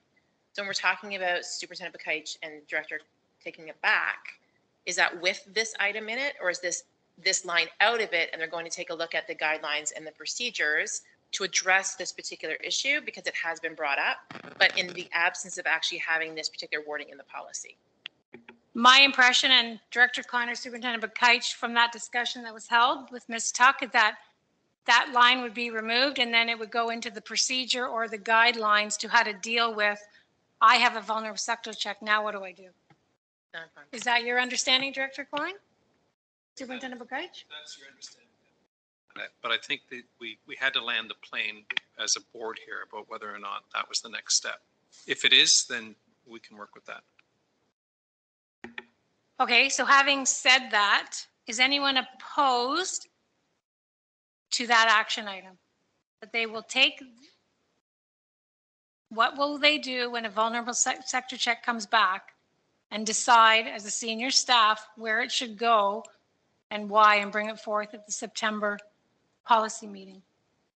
Anyone opposed to that?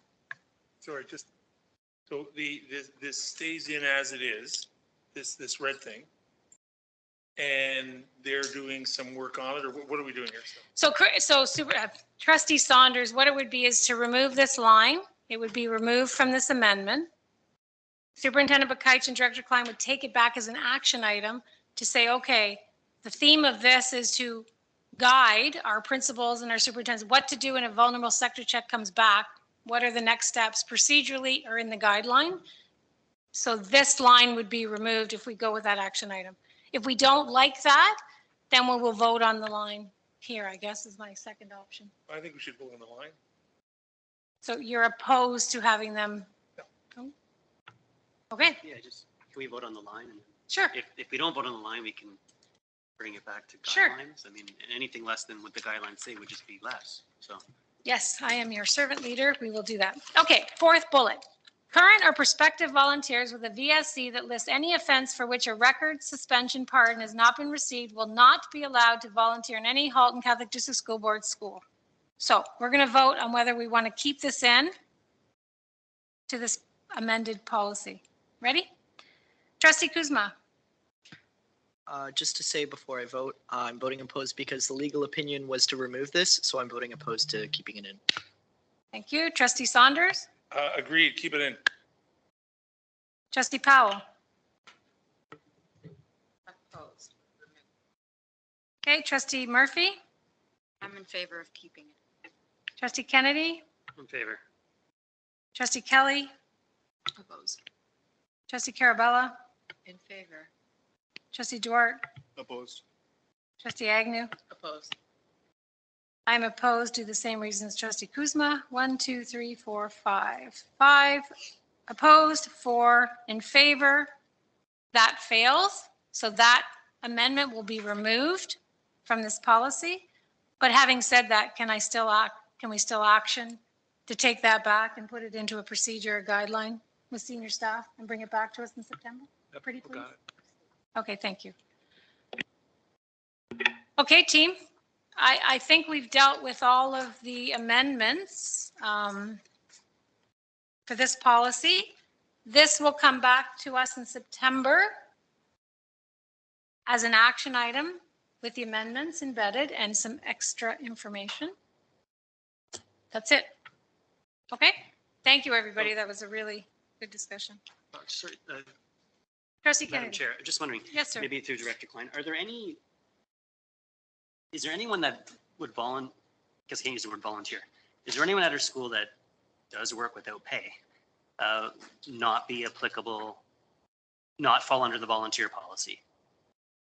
Thank you, Trustee Kennedy. Director Klein. Yeah. Would there, you know what I mean? Would this not, would this policy not apply to a certain parent who does something in the school without remuneration? Not to my understanding through you, Mhm. Chair. Again, you're either a student, you're either staff or volunteer. So I don't think there's another one within that realm. Thank you, Director Klein. Trustee Kennedy? You good? Okay. Okay, everybody, we're moving on. Item 8, information items. Okay, items 8.1 to 8. Pardon? Oh, sorry. Oh my God, I'm so rude. Sorry, Ms. Tuck, we appreciate your time. We appreciate you hanging in there and answering all the questions that we have. So we truly appreciate it, and I apologize. I wasn't trying to be rude. Thanks, everybody. Have a good night. Thank you. Bye-bye. Have a good night. Jeez Louise. Okay, items 8.1 to 8.3 are the administrative procedures provided for your information and were already approved at the June 5th, 2023 Senior Administrative Meeting. Item 8.4, Policy Summary Report, provides an overview of the policies that were reviewed by the 2022-2023 Policy Committee up until May 9th, 2023. And I think Superintendent Bakaich wants to brag a little bit about what's been happening. I do. I just wanted to say thank you on behalf of all of us to all the trustees on the Policy Committee for all the hard work, and especially kudos to Chair Janet, who took on the role with enthusiasm and passion, and we've had a lot of positive feedback, and I appreciate the work and the contributions, so thank you. This summary report will come back in September that will reflect the June policies once they're approved at board. So thank you, everybody, and for that, everyone gets to have a donut or a muffin, and Trustee Duarte has already done that. So thank you. I appreciate it. Thank you. Thank you, Superintendent Bakaich, and hard work for everybody, the Policy Committee, keeping me organized. Thanks to everyone, Claudia as well, for keeping me organized, all the tabs. Appreciate it. You guys are awesome. Okay, item 8.5 provides a graphic depiction of Halton Catholic's policy review cycle. I've been harping on that for the past few meetings, so now you have a hard copy. Miscellaneous information, there is no miscellaneous information. Correspondence, there was none submitted. We have to go in camera. So may I have a motion to move in camera? Approve the minutes from the last in camera. No. In the policy meeting. So could I have a mover to bring us in camera? I'll move. Oh, thank you, Trustee Kelly. May I have a seconder? I'll second. Thank you, Trustee Agnew. All in favor? Anyone opposed? Okay, we just have to set up the in-camera and let some people leave. Ariana Chua and Bowie. May I have a mover? Okay, Carabella and Powell. All in favor to excuse? Okay, wow. Stand down, everybody. Anyone opposed? No? May I have a motion to adjourn? She beat you, Saunders. May I have a seconder? Okay, we'll put Agnew and Kennedy, and seconder Kennedy. Thank you. Now may I ask Trustee Duarte to end the meeting with a beautiful closing prayer to send us home in safety. Thank you, Madam Chair. We have had a really long meeting and I have a beautiful prayer. Please join me in the sign of my faith, and let's do the Hail Mary. Father, Son, Holy Spirit. Hail Mary, full of grace, the Lord is with thee. Blessed art thou amongst women, and blessed the fruit of thy womb, Jesus. Holy Mary, Mother of God, pray for us sinners now and at the hour of our death. Amen. Father, Son. Thank you, everybody. We'll see you in September for policy. Eat the donuts before Marvin takes them home.